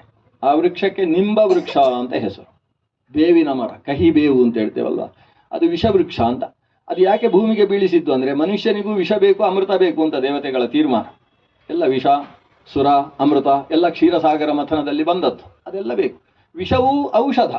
ಸ್ವಲ್ಪ ವಿಷ ತಗೊಂಡ್ರೆ ಅದು ಔಷಧ, ಜಾಸ್ತಿ ತಗೊಂಡ್ರೆ, ಈಗ ನಾವು ಉಪ್ಪು ತಿಂತೇವಲ್ಲ, ಉಪ್ಪು ರಸಾಯನಶಾಸ್ತ್ರದ ಪ್ರಕಾರ ವಿಷವೇ ಅದ. ಅದರ ರುಚಿ ನೋಡಿದರೆ ಗೊತ್ತಾಗ್ತದೆ. ಬರೀ ಉಪ್ಪನ್ನು ಬಾಯಿಗೆ ಹಾಕೊಂಡು ನೋಡ್ಬೇಕು, ಅದು ವಿಷದ್ದೇ ರುಚಿ. ಅದು ವಿಷದ್ದೇ ರುಚಿ ಗೊತ್ತಿಲ್ಲ, ಅದರಿಂದ ನಮ್ಗೆ ಗೊತ್ತಾಗುದಿಲ್ಲ. ಅದು ವಿಷ, ಅದು ಉಪ್ಪು ವಿಷ. ಆದರೆ ಸ್ವಲ್ಪ ಹಾಕಿದರೆ ಅದು ಕೂಡ ಒಳ್ಳೆ. ಅಂದ್ರೆ ಉಪ್ಪಿನಕಾಯಿ ಸ್ವಲ್ಪ ವಿಷವೇ. ಈ ವಿಷ ಅದರ ಜೊತೆಗೆ ಭೂಮಿಗೆ ಸಿಕ್ಕಿದ್ದು ಯಾಕೆ ಅಂತ ಹೇಳಿದ್ರೆ ಸ್ವಲ್ಪ ಆರೋಗ್ಯಕ್ಕೋಸ್ಕರ ಅದು ಬೇಕು ಅನ್ನುವ ದೃಷ್ಟಿಯಿಂದ ನಿಂಬ ವೃಕ್ಷದಲ್ಲಿ ವಿಷವನ್ನಿಟ್ರು, ಗುಳೂಚಿ ಅನ್ನುವ ಬಳ್ಳಿಯಲ್ಲಿ ಅಮೃತವನ್ನಿಟ್ರು ಅಂತ ಹೇಳ್ತಾರೆ. ಕೊನೆಗೆ ಗುಳೂಚಿಯನ್ನು ಅಮೃತ ಬಳ್ಳಿ ಅಂತ ಆಮೇಲೆ ಕರಿತೇವೆ ನಾವು. ಮತ್ತೆ ಮಥನ ಮುಂದುವರಿಯಿತು. ದೇವತೆಗಳಲ್ಲಿ ಕಳೆದು ಹೋದಂತಹ ವಸ್ತುಗಳೆಲ್ಲ ಬರುವುದಕ್ಕೆ ಶುರುವಾದವು. ಉಚ್ಚೈಶ್ರವಸ್ಸು ಬಂತು, ಅದರ ಜೊತೆಗೆ ಒಂದಷ್ಟು ಬಿಳಿ ಕುದುರೆಗಳು ಬಂದವು. ನಾನಾ ಅಪ್ಸರ ಸ್ತ್ರೀಯರ ಆವಿರ್ಭಾವವಾಯಿತು. ಕಲ್ಪವೃಕ್ಷ ಅಂತ ಕರೆಸಿಕೊಳ್ಳುವ 5 ವೃಕ್ಷಗಳು, ಮಾಲತಿ ಮೊದಲಾದ ಮಾಲತಿ ಮಂದಾರಾದಿ ಪಂಚವೃಕ್ಷಗಳ ಆವಿರ್ಭಾವ, ಅದನ್ನು ಕಲ್ಪವೃಕ್ಷಗಳು ಅಂತ ಕರೀತಾರೆ. ಕೆಲವು ಮಣಿಗಳು, ಚಿಂತಿಸಿದ್ದನ್ನು ಕೊಡುವ ಮಣಿಗಳುಂಟು, ಅವುಗಳಿಗೆ ಚಿಂತಾಮಣಿಗಳು ಅಂತ ಹೆಸರು. ಹೀಗೆ ಕಲ್ಪಿಸಿದ್ದನ್ನು ಕೊಡುವ ವೃಕ್ಷ, ಕಾಮಿಸಿದ್ದನ್ನು ಕೊಡುವ ಧೇನು, ಚಿಂತಿಸಿದ್ದನ್ನು ಕೊಡುವ ಮಣಿಗಳು. ಮತ್ತೆ ಮಥನ ಮುಂದುವರಿಯಿತು. ಆಗ ಸ್ವಲ್ಪ ಸುರೆ ಬೇರೆ ಬಂತಂತೆ ಕುಡಿ. ಅದರ ವಾಸನೆ ತಗೊಂಡಾಗಲೇ ಕೆಲವರ ತಲೆ ಆ ಕಡೆ ಈ ಕಡೆ ಆಗುವುದಕ್ಕೆ ಪ್ರಾರಂಭ ಆಯಿತು. ಆಗ ಬಲಿ ಪ್ರವೃತ್ತಿಗಳು ಬಂದು, ಅದೆಲ್ಲ ನಮಗೆ ನೀವು ಯಾರು ಮುಟ್ಟಬಾರದು ಅಂತ, ಅದು ನಿಮಗೋಸ್ಕರವೇ ಇರುವುದು ಅಂತೇಳಿ. ಈಗ ಯಾವುದವರು ತಗೊಳ್ತಾರೆ ಅದೆಲ್ಲ ಅವರಿಗೆ. ಅವರು ಅದನ್ನು ಸ್ವಲ್ಪ ಸ್ವಲ್ಪ ತಗೊಂಡು ಇನ್ನೂ ಜೋರಾಗಿ ಮಥನ ಪ್ರಾರಂಭ ಮಾಡಿದರು. ಆದರೆ ಈ ಮಥನ ಭಗವಂತನಿಗೆ ಇದು ಸಾಕಾಗುವುದಿಲ್ಲ ಅಂತ ಅನಿಸಿತು. ಯಾಕಂದರೆ ಇಷ್ಟು ನಿಧಾನಕ್ಕೆ ಮಥನ ಮಾಡಿತು ಅಂತಾದರೆ ಅಮೃತ ಹೇಗೆ ಬರುವುದು? ಸರ್ವಶ್ರೇಷ್ಠವಾದದ್ದು ಬರಬೇಕಾದ್ರೆ ಭಾರಿ ಚೆನ್ನಾಗಿ ಮಥನ ಆಗಬೇಕು. ದೇವರೇ ಒಂದು ರೂಪವನ್ನು ತೆಗೆದುಕೊಂಡು ಒಂದು ಕೈಯಲ್ಲಿ ಈ ಕಡೆ ಆ ವಾಸುಕಿಯ ಶಿರಸ್ಸನ್ನು, ಇನ್ನೊಂದು ಕೈಯಲ್ಲಿ ವಾಸುಕಿಯ ಬಾಲವನ್ನು ಹಿಡ್ಕೊಂಡು ತಾನೇ ಮೇಘಶ್ಯಾಮ ಕನಕ ಪರಿಧಿ ಅಂತ ಅವನನ್ನು ವರ್ಣನೆ ಮಾಡ್ತಾರೆ. ಅಜಿತ ನಾಮಕ ಭಗವಂತ ತಾನು ಮಥನ ಮಾಡ್ತಾನೆ. ಅಷ್ಟರಲ್ಲಿ ಈ ಪರ್ವತ ಮೇಲಕ್ಕೆ ಹಾರುವುದಕ್ಕೆ ಶುರುವಾಗ್ತದೆ. ಕೆಳಗೆ ಜಾರುವುದಕ್ಕೆ ಕೂರ್ಮ ಧಾರಣೆ ಮಾಡಿದ್ದಾನೆ. ಆದರೆ ಕೆಲವು ಈ ಉಪ್ಪಿನಕಾಯಿ ಇದು ಹಿಡ್ಕೊಂಡು ಹೀಗೆ ಅಪ್ಪಚ್ಚಿ ಮಾಡಿದರೆ ಏನಾಗ್ತದೆ, ಅದರದ್ದು ಮೇಲಿದ್ದು ಮೇಲಕ್ಕೆ ಹಾರುವುದಿಲ್ಲ. ಹಾಗೆ ಇದು ಮೇಲಕ್ಕೆ ಹಾರುವುದಕ್ಕೆ ಹೋದಾಗ ಮೇಲಿನಿಂದ ಮತ್ತೊಂದು ರೂಪದಿಂದ ಅದನ್ನು ಒತ್ತಿ ಹಿಡಿದ. ಮೇಲಿಂದ ಒತ್ತುವುದು ಕೆಳಗಿಂದ ಧರಿಸುವುದು ಅಂತಾದಾಗ ಅಪ್ಪಚ್ಚಿ ಆಗುವ ಪ್ರಸಂಗ ಬಂದಾಗ ಪರ್ವತದ ಒಳಗೂ ತಾನು ಪ್ರವೇಶ ಮಾಡಿದ. ಮಂದರ ಅಂತ ಭಗವಂತನಿಗೆ ಒಂದು ಹೆಸರು, ಅದರ ಒಳಗೆ ಪ್ರವೇಶ ಮಾಡಿದಿಂತ. ಈಗ ನಾನಾ ರೂಪಗಳನ್ನು ಧರಿಸಿ ದೇವತೆಗಳ ಒಳಗೂ ಪ್ರವೇಶ ಮಾಡಿ ಅಸುರರ ಒಳಗೂ ಪ್ರವೇಶ ಮಾಡಿ ತಾನೇ ಪ್ರತ್ಯೇಕ ಒಂದು ರೂಪದಿಂದ ನಿಂತು ಕ್ಷೀರಸಾಗರ ಮಥನ ಮಾಡ್ತಾ ಇದ್ದಾನೆ. ಹೀಗೆ ಮಥನ ಮಾಡ್ತಾ ಇರುವಾಗ ಎಲ್ಲರ ಮುಖವೂ ಕೂಡ ಅರಳಿತಂತೆ. ಅಷ್ಟು ಬೆವರು ಸುರಿತಾ ಇದ್ದವರದೆಲ್ಲ ಬೆವರು ತಾನಾಗಿ ಒಣಗುವುದಕ್ಕೆ ಪ್ರಾರಂಭ ಆಯ್ತಂತೆ. ಗಂಧಯುತವಾದ ಸುಗಂಧಭರಿತವಾದ ವಾತ ಅಲ್ಲಿ ಬೀಸುವುದಕ್ಕೆ ಪ್ರಾರಂಭ ಆಯಿತು. ಏನು ಅಂತ ನೋಡಿದರೆ ಆ ಮಥನ ಮಾಡ್ತಾ ಇರುವ ಪರ್ವತದ ಅಲೆಗಳ ಮಧ್ಯದಲ್ಲಿ ಎರಡು ಆನೆಗಳು ಬಂಗಾರದ ಕುಂಭದಲ್ಲಿ ಹಾಲು ಹಿಡ್ಕೊಂಡು ಅಭಿಷೇಕ ಮಾಡ್ತಾ ಇದ್ದಾರೆ. ಅಭಿಷೇಕ ಮಾಡ್ತಾ ಇರುವುದು ಯಾರಿಗೆ ಅಂತ ನೋಡಿದರೆ ಲೋಕದ ಸೌಂದರ್ಯವೆಲ್ಲ ರಾಶಿ ಎತ್ತಿ ನಿಂತಿದೆಯೋ ಅನ್ನುವ ಹಾಗೆ ಮಹಾಲಕ್ಷ್ಮಿಯ ಆವಿರ್ಭಾವ ಆಯಿತು. ರಮಾ ಸಮುದ್ರನ ಕುಮಾರಿ ನಿನ್ನ ಸರಿಸಮಾನರಾರಮ್ಮ ಅಂತ ಹೇಳುವ ಹಾಗೆ ಆಕೆಯ ಸೌಂದರ್ಯಕ್ಕೆ ಸರಿಸಾಟಿ ಇಲ್ಲ. ಆ ಸುಂದರಿಯನ್ನು ನೋಡ್ತಾ ಅಸುರರಿಗೆಲ್ಲ ಕುತ್ತಿಗೆ ದೊಡ್ಡದಾಯ್ತಂತೆ. ಯಾಕಂದ್ರೆ ಅವಳ ಕೈಯಲ್ಲೊಂದು ಮಾಲೆ ಉಂಟು. ಈ ಮಾಲೆ ನಮ್ಮ ಕುತ್ತಿಗೆಗೇ ಬೀಳಬೇಕು ಅಂತ ಕುತ್ತಿಗೆ ದೊಡ್ಡದು ಮಾಡಿ ಎದುರುಗಡೆ ನೀವು ಅಡ್ಡ ಅಂತ ಅವರನ್ನು ಸರಿಸಿ ಇಣುಕೋದು ಇವರು ಆಕೆಯನ್ನು ನೋಡ್ತಾ ಇದ್ದಾರೆ. ಆದರೆ ದೇವತೆಗಳೆಲ್ಲ ಕೈ ಮುಗಿಯುವುದಕ್ಕೆ ಪ್ರಾರಂಭಿಸಿದ್ದಾರೆ. ಲೋಕದ ತಾಯಿ ಆವಿರ್ಭವಿಸಿದ್ದಾಳೆ ಅಂತೇಳಿ ಭಕ್ತಿಯಿಂದ ಕೈ ಮುಗಿದು ಲಕ್ಷ್ಮೀದೇವಿಯನ್ನು ನೋಡ್ತಾರೆ. ಯಾರು ಭಕ್ತಿಯಿಂದ ಕೈ ಮುಗಿದು ತಲೆ ತಗ್ಗಿಸಿದ್ದಾರೆ ಅವರ ಕಡೆಗೆ ಲಕ್ಷ್ಮಿ ತನ್ನ ನೋಡಿಲ್ಲಂತೆ. ತಲೆ ಎತ್ತಿ ನೋಡುವವರನ್ನು ನೋಡಿದರೆ ಲಕ್ಷ್ಮಿಗೆ ನಾಚಿಕೆ ಆಯ್ತಂತೆ. ಅವರನ್ನು ನೋಡಲಿಲ್ಲ. ಯಾರನ್ನು ತಲೆ ಎತ್ತಿ ನೋಡಿದ್ದು ಅವರಿಗೆಲ್ಲ ಶ್ರಮ ಪರಿಹಾರ ಆಯಿತು. ಲಕ್ಷ್ಮಿ ನೋಡಿದರೆ ಸಾಕು, ಉತ್ಕರ್ಷ ಅಂತಲೇ ಅರ್ಥ. ಈ ತಲೆ ಎತ್ತಿ ಇಣುಕುವವರನ್ನು ಲಕ್ಷ್ಮಿ ನೋಡುವುದಿಲ್ಲ. ಅಂದರೆ ಲಕ್ಷ್ಮಿಯನ್ನು ಯಾರು ನೋಡ್ತಾರೆ, ಲಕ್ಷ್ಮಿಯನ್ನು ಯಾರು ಬಯಸ್ತಾರೆ ಅವರ ಕಡೆಗೆ ಲಕ್ಷ್ಮಿಯ ದೃಷ್ಟಿ ಇಲ್ಲ. ಲಕ್ಷ್ಮಿ ನೀನು ತಾಯಿ ಅಂತ ಕೈ ಮುಗಿಯುವವರು, ಲಕ್ಷ್ಮಿಯನ್ನು ನೋಡದೇ ಇರುವವರು, ಲಕ್ಷ್ಮಿಯ ಕಡೆಗೆ ಬಗ್ಗುವವರು, ಅವರ ಕಡೆಗೆ ಲಕ್ಷ್ಮಿ ಯಾವತ್ತೂ ಅನುಗ್ರಹೋನ್ಮುಖಳಾಗ್ತಾಳೆ. ಅಂತೂ ಮಹಾಲಕ್ಷ್ಮಿ ಸಮುದ್ರದಿಂದ ಆವಿರ್ಭವಿಸಿದಾಗ ವರುಣದೇವನಿಗೆ ದೊಡ್ಡ ಸಂಭ್ರಮ. ನನ್ನ ಮಗಳು ಈ ಲಕ್ಷ್ಮಿಗೆ ಹಿಂದೆ ಅನೇಕ ಆವಿರ್ಭಾವ ಆಗಿದೆ. ಹಿಂದಕ್ಕೆ ಭೃಗುವಂಶದ ಕಥೆ ನಾವು ಬಿಟ್ಟಿದ್ದೇವೆ. ಸುಮಾರು 94% ಬಿಟ್ಟು 6% ಮಾತ್ರ ಭಾಗವತ್ ಸಪ್ತಾಹದಲ್ಲಿ ಹೇಳೋದು. ಆ 94% ಅಲ್ಲಿ ಭೃಗುವಂಶದ ಕಥೆಯೂ ಬರ್ತದೆ. ಆ ಭೃಗುವಿಗೆ 3 ಜನ ಪ್ರಧಾನ ಮಕ್ಕಳು. ಅದರಲ್ಲಿ ಒಬ್ಬಳು ಸಾಕ್ಷಾತ್ ಮಹಾಲಕ್ಷ್ಮಿ. ಆದ್ರಿಂದ ಅವಳಿಗೆ ಭಾರ್ಗವಿ ಅಂತ ಹೆಸರು. ಹೀಗೆ ಭೃಗುವಂಶದಲ್ಲಿ ಒಂದು ಬಾರಿ ಮಹಾಲಕ್ಷ್ಮಿ ಆವಿರ್ಭಾವ ಆಗಿದೆ. ಅವನೇ ಸ್ವತಃ ಭೃಗುವೇ ನಿಂತುಕೊಂಡು ತನ್ನ ಪತ್ನಿಯಾದ ಖ್ಯಾತಿ ದೇವಿಯ ಜೊತೆಗೆ ಲಕ್ಷ್ಮಿಯನ್ನು ನಾರಾಯಣನಿಗೆ ಅರ್ಪಣೆ ಮಾಡತಕ್ಕಂಥ ಒಂದು ವಿಶಿಷ್ಟವಾದ ಕಥೆ ಇದೆ. ಈಗ ಮತ್ತೆ ಸಮುದ್ರನ ಮಗಳಾಗಿ ವಾರುಣಿಯಾಗಿ ವರುಣನ ಮಗಳಾಗಿ ಕ್ಷೀರಸಾಗರದಿಂದ ಅವಳು ಆವಿರ್ಭವಿಸಿದ್ದಾಳೆ. ಒಂದು ಸ್ವಯಂವರವನ್ನು ಏರ್ಪಡಿಸಿದ್ದಾನೆ ವರುಣ. ಎಲ್ಲ ದೇವತೆಗಳೆಲ್ಲ ಹಾಡು ಹೇಳುವುದಕ್ಕೆ ಶುರು ಮಾಡಿದರು. ಅಪ್ಸರ ಸ್ತ್ರೀಯರು ಕುಣಿದಾಡುವುದಕ್ಕೆ ಶುರು ಮಾಡಿದರು. ಅಪ್ಸರೆಯ ಜೊತೆಗೆ ವಿದ್ಯಾಧರ ಗಂಧರ್ವರು ಅವರೆಲ್ಲ ಹಾಡು ತಮಟೆ ಎಲ್ಲ ಹೊಡೆಯುವುದಕ್ಕೆ ಶುರು ಮಾಡಿದರು. ವಾದ್ಯ ಇತ್ಯಾದಿ ದೊಡ್ಡ ಘೋಷ. ಜಾಗಟೆ ಹೊಡೆಯುವುದಕ್ಕೊಂದು ಇಲ್ಲಿಂದ ಯಾರೂ ಹೋಗಲಿಲ್ಲ. ಇಲ್ಲಿ ಹೋದರೆ ಅದು ಒಂದಾಗ್ತಿತ್ತು. ಎಲ್ಲ ಶಂಖ ಅಲ್ಲಿಂದಲೇ ಸಮುದ್ರದಿಂದಲೇ ಬಂದಂತಹ ವಿಶಿಷ್ಟ ಶಂಖಗಳ ಘೋಷ. ವಿದ್ಯಾಧರರು ಶಂಖಗಳನ್ನು ಹಿಡ್ಕೊಂಡು ಘೋಷ ಮಾಡ್ತಾರೆ. ನಾರದ ತುಂಬುರುಗಳು ಬಂದು ತಾವು ಕೂಡ ಗಾನ ಮಾಡುವುದಕ್ಕೆ ಪ್ರಾರಂಭಿಸಿದ್ದಾರೆ. ಒಂದು ದೊಡ್ಡ ಕಾರ್ಯಕ್ರಮ. ಅಷ್ಟರಲ್ಲಿ ಮಹಾಲಕ್ಷ್ಮಿ ಸಮುದ್ರದಿಂದ ಆನೆಗಳಿಂದ ಅನುಸೃತಳಾಗಿ ಹೆಜ್ಜೆಯ ಮೇಲೆಂದೆಜ್ಜೆಯ ನಿಕ್ಕುತ ಅಂತ ಸಾಕ್ತಾ ಇದ್ದಾಳೆ. ಸಾವಕಾಶವಾಗಿ ಹೆಜ್ಜೆ ಇಟ್ಟುಕೊಂಡು ಒಬ್ಬೊಬ್ಬರಲ್ಲೂ ಕೂಡ ಏನೇನು ವ್ಯಕ್ತಿತ್ವ ಅಂತ ಒಂದು ಸಲ ವರ್ಣನೆ ಮಾಡಿಕೊಂಡು ಹೋಗ್ತಾಳೆ. ಇವರಿಗೆ ಮಾಲೆ ಹಾಕುವುದಿಲ್ಲ, ತುಂಬ ವೃದ್ಧ ಆಗಿದ್ದಾನೆ, ಇವರು ಬಹಳ ಒಳ್ಳೆಯವರು ಆದರೆ ಕೋಪ ಜಾಸ್ತಿ ಅಂತ ಒಬ್ಬೊಬ್ಬರನ್ನು ಉಲ್ಲೇಖ ಮಾಡಿಕೊಂಡು ಸೀದಾ ನಾರಾಯಣನ ಹತ್ರ ಬಂದು ಮಾಲೆ ಹಾಕ್ತಾಳೆ. ಇದನ್ನೆಲ್ಲ ಲಕ್ಷ್ಮೀ ಶೋಭಾನೆ ಹೇಳುವವರಿಗೆಲ್ಲ ಗೊತ್ತುಂಟು ಯಾರ್ಯಾರಲ್ಲಿ ಏನೇನು ಹೇಳಿದ್ದಾಳೆ ಲಕ್ಷ್ಮಿ. ಆಕೆ ಆವಿರ್ಭವಿಸುವಾಗಲೇ ಒಂದು ಮಾಂಗಲ್ಯ ಹಾಕ್ಕೊಂಡೇ ಆವಿರ್ಭವಿಸಿದ. ಕಂಬು ಕಂಠದ ಸುತ್ತ ಕಟ್ಟಿದ ಮಂಗಳಸೂತ್ರ ಅಂತ. ಅಂದರೆ ಆವಿರ್ಭವಿಸುವಾಗಲೇ ಮಂಗಳಸೂತ್ರ ಕಟ್ಟಿಕೊಂಡು ಆವಿರ್ಭವಿಸಿದ. ವಸ್ತುತಃ ಮದುವೆ ಮಾಡುವುದಕ್ಕಿಂತ ಮುಂಚೆ ಒಂದು ಮಂಗಳಸೂತ್ರ ಹಾಕ್ಲಿಕ್ಕುಂಟು. ಮನೆಯಿಂದ ಹಾಕಿ ಕಳಿಸಿ ಆಮೇಲೆ ಅವನು ಮಂಗಳಸೂತ್ರ ಕಟ್ಟುವುದು. ಇವಳು ನಿರಂತರವಾಗಿ ಲಕ್ಷ್ಮೀ ನಾರಾಯಣನ ಜೊತೆಗೇ ಇರುವವಳು. ಅವಳು ಸಮನಾಕಿಲ ಮಾತಸ್ತಂ ಅಮುನಾ ತತಯೋಗಿನಿ. ಆ ನಾರಾಯಣನ ಜೊತೆಗೆ ಸಮಃ ನಾ ಯಸ್ಯಾಹ. ಎಲ್ಲಿಯ ತನಕ ನಾರಾಯಣ ತುಂಬಿದ್ದಾನೆ ಅಲ್ಲಿಯ ತನಕ ಇವಳೂ ತುಂಬಿದ್ದಾಳೆ. ನಾರಾಯಣನನ್ನು ಬಿಟ್ಟು ಲಕ್ಷ್ಮಿ, ಲಕ್ಷ್ಮಿಯನ್ನು ಬಿಟ್ಟು ನಾರಾಯಣ ಅನ್ನುವ ಕಲ್ಪನೆಯೇ ಇಲ್ಲ. ಆ ರೀತಿ ಇರತಕ್ಕಂತಹ ಲಕ್ಷ್ಮೀನಾರಾಯಣ ಸ್ವರೂಪ ಅಂತ ತಿಳಿಸುವುದಕ್ಕೆ ಅವಳು ಯಾವತ್ತೂ ಪರಮ ಮಂಗಲೆಯಾಗಿ ಸರ್ವಮಂಗಲ ಮಾಂಗಲ್ಯೇ ಅಂತ ಅವಳನ್ನು ಕರೆಯುವುದು. ಸರ್ವ ಮಂಗಲಗಳು ಮಾಂಗಲ್ಯವನ್ನು ಪಡೆದದ್ದು ಅವಳಿಂದ. ಅರಶಿಣ ಕುಂಕುಮಗಳು ಯಾಕೆ ಮಂಗಲ? ಲಕ್ಷ್ಮಿಯ ಸನ್ನಿಧಾನ ಇರುವುದರಿಂದ. ಹೊಸ್ತಿಲು ಅದನ್ನು ತುಳಿದುಕೊಂಡೇ ಹೋಗಬಾರದು, ಅದಕ್ಕೊಂದು ಮಾಂಗಲ್ಯ ಉಂಟು, ಅದನ್ನು ದಾಟಿಕೊಂಡು ಹೋಗಬೇಕು. ಆ ಹೊಸ್ತಿಲಿನಲ್ಲಿ ಅಂತಹ ಮಾಂಗಲ್ಯ ಯಾಕೆ? ಸರ್ವೇಷಾಂ ಮಂಗಲಾನಾಂ ಮಾಂಗಲ್ಯಂ ಯಸ್ಯಾಹ ಸಕಾಶಾತ್ ಸಾ ಸರ್ವಮಂಗಲ ಮಾಂಗಲ್ಯ. ಸುಹಾಸಿನಿಯರು ಮಂಗಲೆಯರು ಸುಮಂಗಲೆಯರು ಅಂತ ಕರೆಸಿಕೊಂಡದ್ದೇ ಮಹಾಲಕ್ಷ್ಮಿಯ ಸನ್ನಿಧಾನದಿಂದ. ತುಳಸಿ ಸನ್ನಿಧಾನಕ್ಕೆ ಅಂತಹ ಪರಮ ಮಂಗಲತೆ ಬಂದದ್ದೇ ಮಹಾಲಕ್ಷ್ಮಿಯ ಸನ್ನಿಧಾನದ ಕಾರಣದಿಂದ. ಆದ್ದರಿಂದ ಸರ್ವಮಂಗಲ ಮಂಗಲೆ ಅಂತ ಕರೆಸಿಕೊಂಡಂತಹ ಆ ಮಹಾಲಕ್ಷ್ಮಿ ತಾನು ನಾರಾಯಣನ ಮುಂದೆ ಮಾಲೆ ಹಾಕಿ ಪಕ್ಕದಲ್ಲಿ ನಿಂತಿದ್ದಾಳೆ. ಪಕ್ಕದಲ್ಲಿ ನಿಂತವಳು ನಾಚಿಕೆಯಿಂದ ತಲೆ ತಗ್ಗಿಸಿದ್ದಾಳೆ. ತಲೆ ತಗ್ಗಿಸಿ ಭಗವಂತನ ಪಾದವನ್ನು ನೋಡ್ತಾಳಂತೆ. ಆ ಪಾದದಲ್ಲಿರುವ ತುಳಸಿಯನ್ನು ಬೇರೆ ನೋಡ್ತಾಳಂತೆ ಅವಳು. ಈ ತುಳಸಿ ಅಲ್ಲಿ ಉಂಟು, ನಾನಲ್ಲಿರಬೇಕು ಅಂತ ಪಾದದ ಕಡೆಗೆ ದೃಷ್ಟಿ ಹರಿಸಿದ್ಲು. ಇಷ್ಟು ತನ್ನನ್ನೇ ಅರಸಿ ಬಂದಂತಹ ಆ ಅರಸಿಯನ್ನು ಆ ನಾರಾಯಣ ಪಾದದಲ್ಲಿ ಹಾಕೊಳ್ಳಿಲ್ಲ, ಬಗ್ಗಿದಂತಹ ಅವಳನ್ನು ಎತ್ತಿ ಹೃದಯದಲ್ಲಿ ಕೂಡಿಸಿಕೊಂಡಂತೆ. ಭಗವಂತ ತನ್ನ ಹೃದಯವನ್ನೇ ಸ್ಥಾನವನ್ನಾಗಿ ಕೊಟ್ಟ. ಇದನ್ನು ವಾತ್ಸ್ಯಾಯನ ತನ್ನ ಸೂತ್ರಗಳಲ್ಲಿ ಹೇಳ್ತಾನೆ ವಿಷಯಗಳನ್ನೆಲ್ಲ. ಅಲ್ಲಿಗೆ ಹೃದಯದಲ್ಲಿ ನಿಂತಹ ಮಹಾಲಕ್ಷ್ಮಿ ದೇವತೆಗಳ ಕಡೆಗೆ ಯಾರು ಹಾಡ್ತಾ ಇದ್ದಾರೆ, ಲಕ್ಷ್ಮೀ ಶೋಭಾನ ಹೇಳ್ತಾ ಇದ್ದಾರೆ, ಅಲ್ಲಿ ವಾದರಾಜರು ಮಾಡಿದ್ದಲ್ಲ, ಅದಕ್ಕಿಂತ ಹಿಂದಿತ್ತು. ಅದಕ್ಕಿಂತ ಶೋಭಾನ ಪದ್ಯಗಳೆಲ್ಲ ನಡೀತಾ ಇದ್ದಾವೆ. ಇವನ್ನೆಲ್ಲ ಕೇಳ್ತಾ ಆಕೆ ಅವರ ಕಡೆಗೆ ಒಂದು ನಗು ದೃಷ್ಟಿಯನ್ನು ತಾನು ಬೀರಿದ್ದಾಳೆ. ದೇವತೆಗಳೆಲ್ಲ ಸಂತೃಪ್ತ ಮನಸ್ಕರಾಗಿ ಶುದ್ಧರಾಗಿದ್ದಾರೆ. ಆಮೇಲೆ ಉಡುಗೊರೆಗಳನ್ನೆಲ್ಲ ಕೊಟ್ಟರು ಅಂತ ವಾದರಾಜರು ಹೇಳ್ತಾರೆ. ಒಬ್ಬೊಬ್ಬರಿಗೆ ಒಂದೊಂದು ಥರದ ಉಡುಗೊರೆ. ಇಲ್ಲಿ ಸಮುದ್ರ ಹೇಗೂ ಕೊಟ್ಟಿದ್ದಾನಲ್ಲ, ಕೊಟ್ಟದ್ರಲ್ಲಿ ಆ ಉಚ್ಚೇಶ್ವಸವನಿಗೆ, ಇವನಿಗೆ ಇದು, ಅಸುರರಿಗೆ ಇದು ಅಂತ ಎಲ್ಲ ಬೇರೆ ಬೇರೆಯವರಿಗೆ ಉಡುಗೊರೆಗಳೆಲ್ಲ ನಡೆದು ವಿವಾಹದ ನಿಮಿತ್ತವಾಗಿ. ಅಂತೂ ಒಂದು ದೊಡ್ಡ ಸಂಭ್ರಮದ ವಾತಾವರಣ ಅಷ್ಟು ದೊಡ್ಡ ಕ್ಷೀರಸಾಗರ ಮಥನದ ಸಂದರ್ಭದಲ್ಲೂ ಉಂಟಾಯಿತು. ಮತ್ತೆ ಮಥನ ಮುಂದುವರಿಯಿತು. ಈಗ ಎಲ್ಲರಿಗೂ ಕೂಡ ತಂಪು ಕೊಡುವ ಒಂದು ಚಂದ್ರೋದಯವಾದ ಹಾಗೆ ಆಯ್ತಂತೆ ಸಮುದ್ರದ ಮಧ್ಯದಲ್ಲಿ. ಒಂದು ಚಂದ್ರ ಅಲ್ಲ, ಸಾವಿರಾರು ಚಂದ್ರರು. ಚಂದ್ರೌಘ ಮಂಡಲಗತಂ ಸ್ಮರತ ಆತ್ಮ ಸಂಸ್ಥಂ ಶೀತಾಂಶು ಮಂಡಲಗತಂ ಅಂತ ಸಾವಿರಾರು ಚಂದ್ರರು ಉದಯಿಸಿದ ಹಾಗೆ. ಏನು ಅಂತ ನೋಡಿದರೆ ಪರಮ ಸುಂದರವಾದ ಒಂದು ಸ್ವರೂಪ. ಹಿಂದೆ ಹೇಗೆ ಲೋಕದ ಸೌಂದರ್ಯವೇ ರಾಶಿ ಬಿದ್ದ ಹಾಗೆ ಮಹಾಲಕ್ಷ್ಮಿ ಕಾಣಿಸಿಕೊಂಡ್ರೆ, ಪುರುಷ ಸೌಂದರ್ಯವೆಲ್ಲವೂ ಒಟ್ಟು ಸೇರಿದರೆ ಹೇಗೋ ಅಂತಹ ಸುಂದರ ಸ್ವರೂಪ. 4 ಕೈಯಲ್ಲಿ ಆವಿರ್ಭವಿಸಿದ್ದು ಅಂತ ಪುರಾಣಗಳು ಹೇಳ್ತಾರೆ. ಶಂಖ ಚಕ್ರಗಳನ್ನು ಧರಿಸಿದಂತಹ ರೂಪ.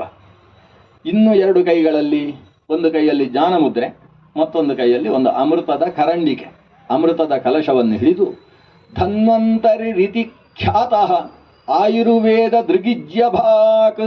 ಆಯುರ್ವೇದ ದೃಕ್, ಲೋಕಕ್ಕೆ ಆಯುರ್ವೇದವೆಂಬಂತಹ ಶಾಸ್ತ್ರವನ್ನು ಕೊಟ್ಟಂತಹ, ಇಜ್ಯಭಾಕ್ ಯಜ್ಞದಲ್ಲಿ ಆಹುತಿಯನ್ನು ಸ್ವೀಕರಿಸತಕ್ಕಂತಹ, ಧನ್ವಂತರಿ ಎಂಬ ಹೆಸರಿನ ಖ್ಯಾತಃ ಆ ರೀತಿ ಲೋಕದಲ್ಲಿ ಪ್ರಸಿದ್ಧಿಯನ್ನು ಹೊಂದಿದ ಭಗವಂತನ ರೂಪ ಆ ಕ್ಷೀರಸಾಗರದ ಮಧ್ಯದಲ್ಲಿ ಕಾಣಿಸಿತು.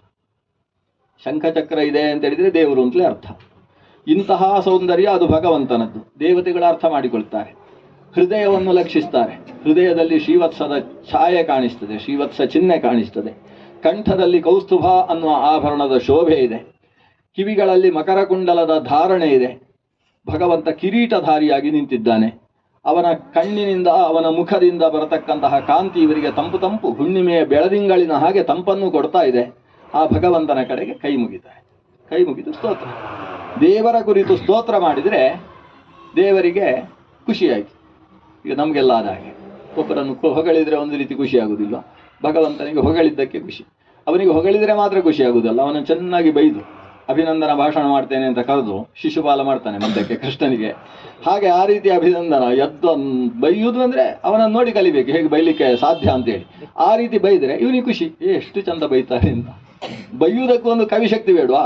ದೇವರಿ ಇಲ್ಲದೇ ಇದ್ದದ್ದನ್ನು, ಅವನಿಗೆ ದೋಷದ ಸಂಬಂಧವೇ ಇಲ್ಲ ಅಂತವನಿಗೆ ಬೈಯುವುದು ಒಂದೇ. ಸಕಲ ಗುಣಗಳ ರಾಶಿ, ಆ ಗುಣವನ್ನು ವೇದಗಳು ಕೊಂಡಾಡುವುದಕ್ಕೆ ಸಾಧ್ಯ ಇಲ್ಲ. ಅಷ್ಟು ಗುಣಗಳಿಂದ ತುಂಬಿದಂತಹ ಪೂರ್ಣ ಶಕ್ತಿ.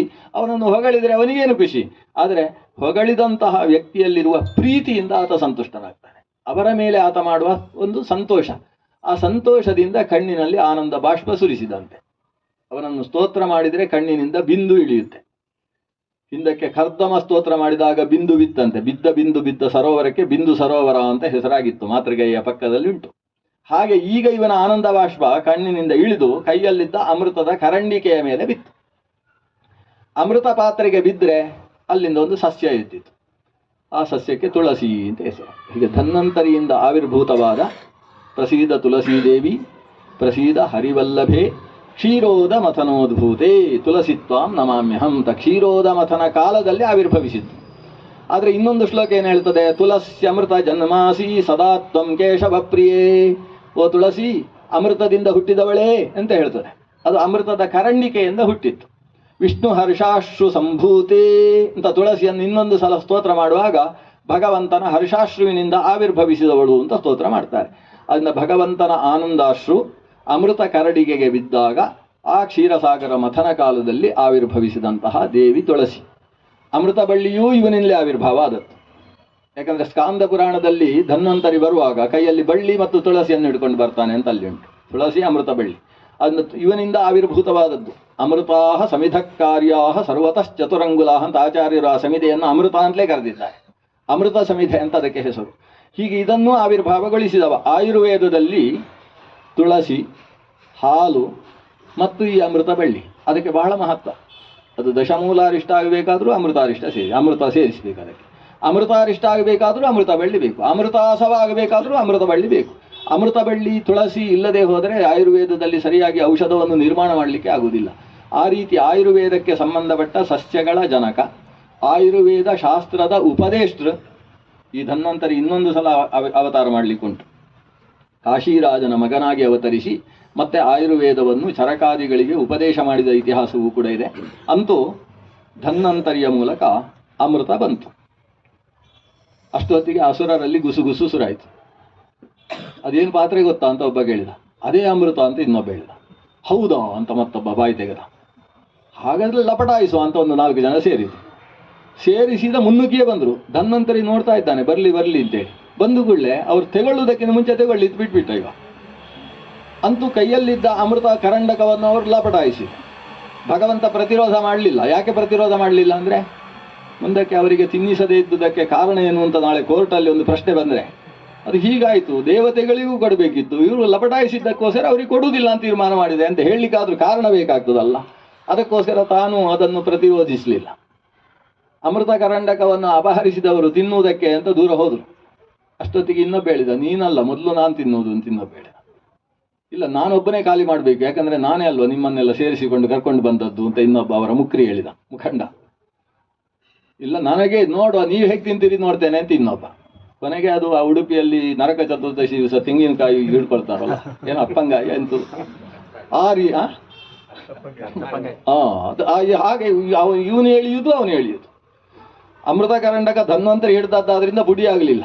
ಕೊನೆಗೆ ಯಾರು ಎತ್ತಿ ಹಿಡಿತಾರೋ ಅವರಿಗೆ ತೀರ್ಮಾನ ಆಯಿತು, ಯಾರಿಂದಲೂ ಎತ್ತಿ ಹಿಡಿಯುವುದಕ್ಕೆ ಸಾಧ್ಯ ಇಲ್ಲ.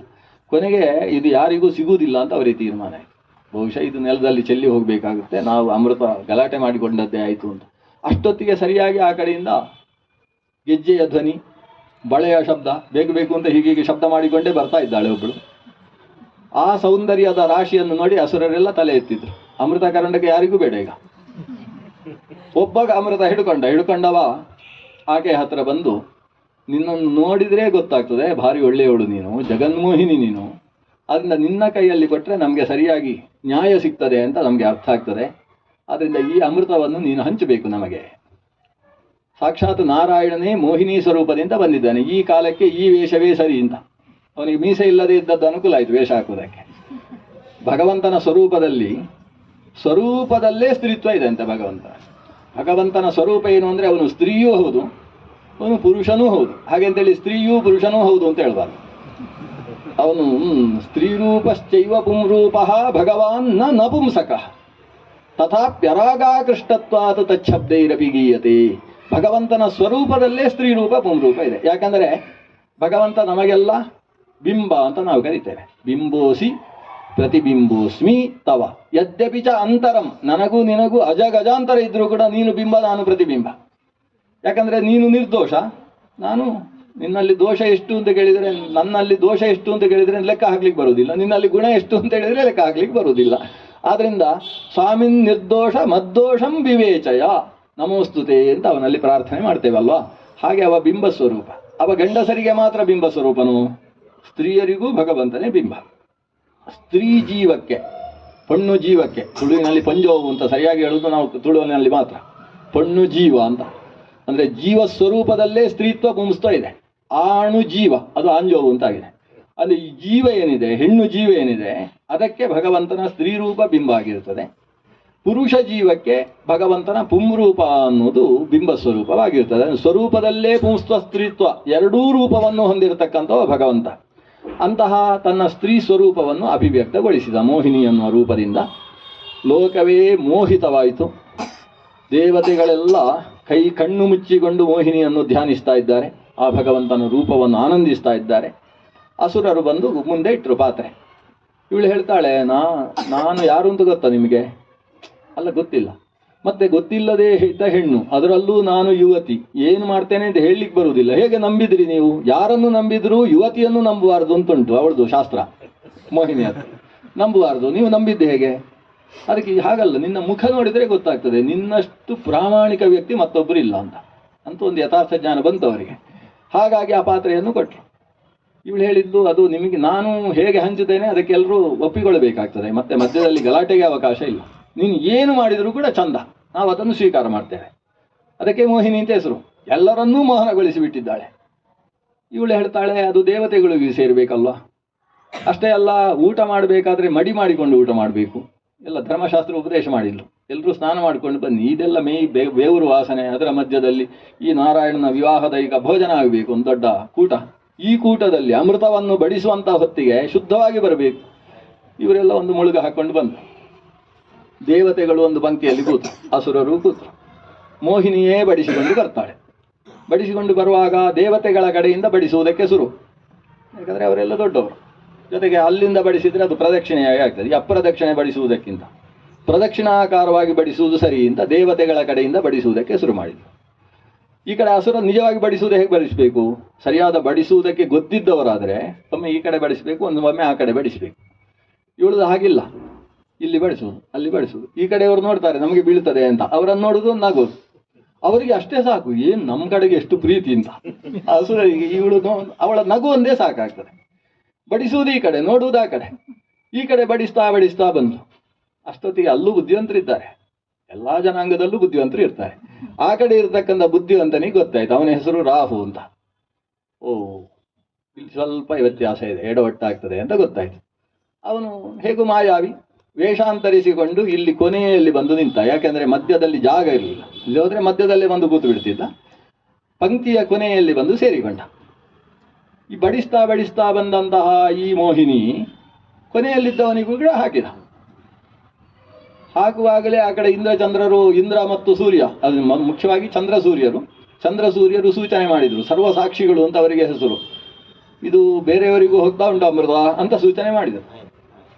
ಇವಳು ನಗ್ತಾಳೆ ಅವನನ್ನು ನೋಡಿಕೊಂಡು. ಅಂತೂ ಒಂದು ಹೇಳಿದ್ರಲ್ಲ, ಒಂದು ಹೇಳಿದ್ದು ಸರಿ ಅಂತ ಕುಡಿಯುವುದಕ್ಕೆ ಹಾಕಿಬಿಟ್ಟು, ಹಾಕಿದ್ದನ್ನು ಅವಸರದಲ್ಲಿ ನುಂಗಿ ಕಂಠಕ್ಕೆ ಬರುವುದರ ಒಳಗೆ ಈ ಭಗವಂತ ತಾನು ತನ್ನ ಸ್ವರೂಪವನ್ನು ಧರಿಸಿ ಮೋಹಿನಿ ರೂಪವನ್ನು ತೆಗೆದು ಶಂಖಚಕ್ರ ಗದಾಪದ್ಮಧಾರಿಯಾಗಿ ನಿಂತು ತನ್ನ ಸುದರ್ಶನ ಚಕ್ರದಿಂದ ತಲೆ ಕತ್ತರಿಸಿದ. ಅದು ಬಿಟ್ಟು ಯಕ್ಷಗಾನದ ಹಾಗೆ ಸೌಟಲ್ಲಿ ಹೊಡೆಯುವುದಲ್ಲ. ಅದು ಮಾಡಿದರೆ ಹೆಂಗಸರ ಜೊತೆಗೆ ನಾವು ಊಟ ಮಾಡೋದು ಕಷ್ಟ ಆಗಿಬಿಡ್ತದೆ. ಸೌಟಲ್ಲಿ ಹೊಡೆಯುವುದಕ್ಕೆ ಅವಕಾಶ ಇಲ್ಲ.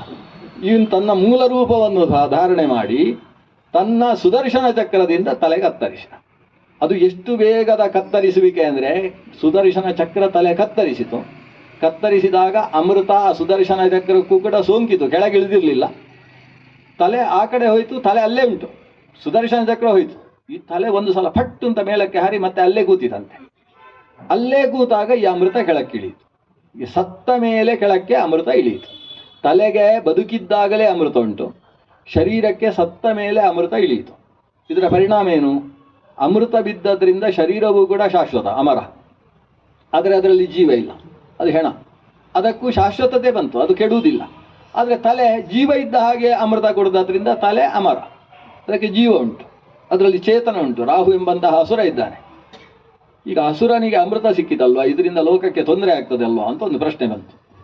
ಆವಾಗ ಭಗವಂತ ಆದೇಶಿಸಿದ ಚತುರ್ಮುಖನ ಮೂಲಕ. ಚತುರ್ಮುಖನ 100 ಜನ ಮಕ್ಕಳಿದ್ದಾರೆ, 101. ರಾಹು ಜ್ಯೇಷ್ಠಂ ಕೇತು ಶತಂ ಅಂತ ಅದರಲ್ಲಿ ಚತುರ್ಮುಖನ ಮಕ್ಕಳು. ಅದರಲ್ಲಿ ರಾಹು ದೊಡ್ಡವ, ಮತ್ತೆ ಕೇತುಗಳು 100 ಜನ ಅಂತ ಹೇಳಿದ್ರೆ ಅವರೆಲ್ಲ ಈ ಧೂಮಕೇತುಗಳಿಗೆ ಅಭಿಮಾನಿಗಳು, ಆದ್ರಿಂದ ಅವರಿಗೆ ಕೇತುಗಳು ಅಂತ ಹೆಸರು. ಆಕಾಶಕಾಯ ಸ್ವರ್ಭಾನು ಅಂತುಂಟು, ಅದಕ್ಕೆ ಅಭಿಮಾನಿಯಾದವ ಈ ರಾಹು. ಈ ದೇವತೆಗಳು ಆ ರಾಹುವಿನ ತಲೆಯಲ್ಲಿ ಪ್ರವೇಶ ಮಾಡಿದರಂತೆ. ಪ್ರವೇಶ ಮಾಡಿದ್ದಕ್ಕೆ ಆ ತಲೆಗೊಂದು ಗ್ರಹ ಅಂತ ಹೆಸರಾಯಿತು. ಯಾಕಂದ್ರೆ ಅದು ನಮ್ಮನ್ನೆಲ್ಲ ಗ್ರಹಣ ಮಾಡ್ತದೆ. ಈ ಗ್ರಹಣ ಮಾಡುವವರಿಗೆಲ್ಲ ಗ್ರಹ ಅಂತ ಹೆಸರು. ಪಾಣಿಗ್ರಹಣ ಮಾಡಿದವರಿಗೂ ಗ್ರಹ ಅಂತ ಕರಿಬಹುದು, ಗ್ರಹಣ ಮಾಡಿದವರಿಗೆಲ್ಲ ಗ್ರಹ ಅಂತ ಇದೆ. ಅಂದ್ರೆ ಹೆಂಗಸರು ಗಂಡಸರನ್ನು ಗ್ರಹ ಅಂತ ಕರಿಬಹುದು ಅಂತ ಅರ್ಥ. ಗ್ರಹಣ ಮಾಡಿದವರಿಗೆ ಗ್ರಹ ಅಂತ ಹೆಸರು. ಜಾಮಾತ ದಶಮೋ ಗ್ರಹ ಅಂತ ಒಬ್ಬ ಸುಭಾಷಿತ ಬೇರೆ ಬರೆದಿಟ್ಟಿದ್ದಾರೆ.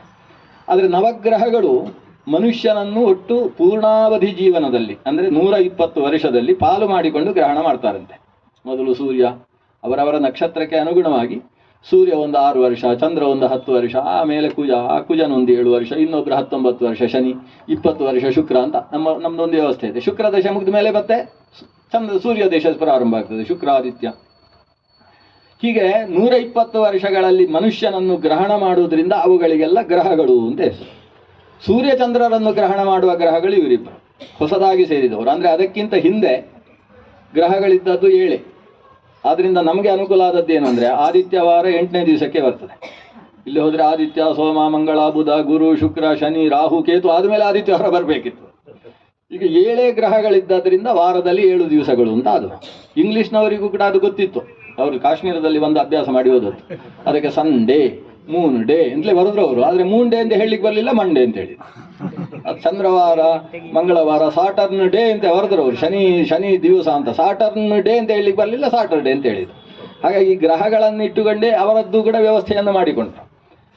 ರಾಹುಕೇತುಗಳೆಂಬ ನೂತನ ಗ್ರಹಗಳನ್ನು ಭಗವಂತ ಈ ಮೋಹಿನಿ ಸ್ವರೂಪದ ಮೂಲಕವಾಗಿ ತಾನು ಈ ಗ್ರಹಚಕ್ರದಲ್ಲಿ ಸೇರಿಸಿದ. ಆ ಗ್ರಹ ಆಗಾಗ ಸೂರ್ಯಚಂದ್ರರ ಮೇಲೆ ಸೇಡು ತೀರಿಸಿಕೊಳ್ಳತಕ್ಕಂತಹ ಕಾಲ ಇದೆ. ಯಾವಾಗ ಈ ಗ್ರಹಗಳು ಸೂರ್ಯಚಂದ್ರರ ಮೇಲೆ ಎರಗ್ತಾವೆ ಆವಾಗ ಭಗವಂತ ಸುದರ್ಶನ ಚಕ್ರವನ್ನು ಕಳಿಸ್ತಾನಂತೆ ಸೂರ್ಯಚಂದ್ರರ ರಕ್ಷಣೆಗೆ. ಯಾಕಂದರೆ ಲೋಕಕ್ಕೆ ಸೂರ್ಯಚಂದ್ರರು ಬೇಕು. ಸೂರ್ಯಚಂದ್ರರು ಕೃಣ್ಣಂತೋ ವಿಶ್ವಮಾರ್ಯಂ ಸ್ವಸ್ತಿ ಪಂಥ ಮನೂಚರೇಮ ಸೂರ್ಯ ಚಂದ್ರಮಸಾವಿವ. ಸೂರ್ಯ ಚಂದ್ರಮಸರಿಬ್ಬರು ಕೂಡ ಲೋಕಕ್ಕೆ ಸ್ವಸ್ತಿಗೋಸ್ಕರವೇ ತಿರುಗಾಡ್ತಕ್ಕಂಥವ್ರು, ಮಂಗಳಕ್ಕೋಸ್ಕರ ತಿರುಗಾಡುವವರು. ಅವರಿಗೇನೂ ತೊಂದರೆ ಆಗಬಾರದು ಅಂತ ಭಗವಂತ ಸುದರ್ಶನ ಚಕ್ರ ಕಳಿಸ್ತಾನೆ. ದೇವರ ಸುದರ್ಶನ ಚಕ್ರ ಕಪ್ಪಿರುವುದು. ನಾವು ಸುದರ್ಶನ ಚಕ್ರ ಬಹುಶಃ ಬಂಗಾರದ್ದು ಅಂತ ಅನ್ಕೊಂಡಿದ್ದೇವೆ. ಅದು ಶುದ್ಧ ಕಪ್ಪು, ನಮ್ಮ ಕಾವಲಿ ಇದ್ದ ಹಾಗೆ ಕಬ್ಬಿಣದ್ದು.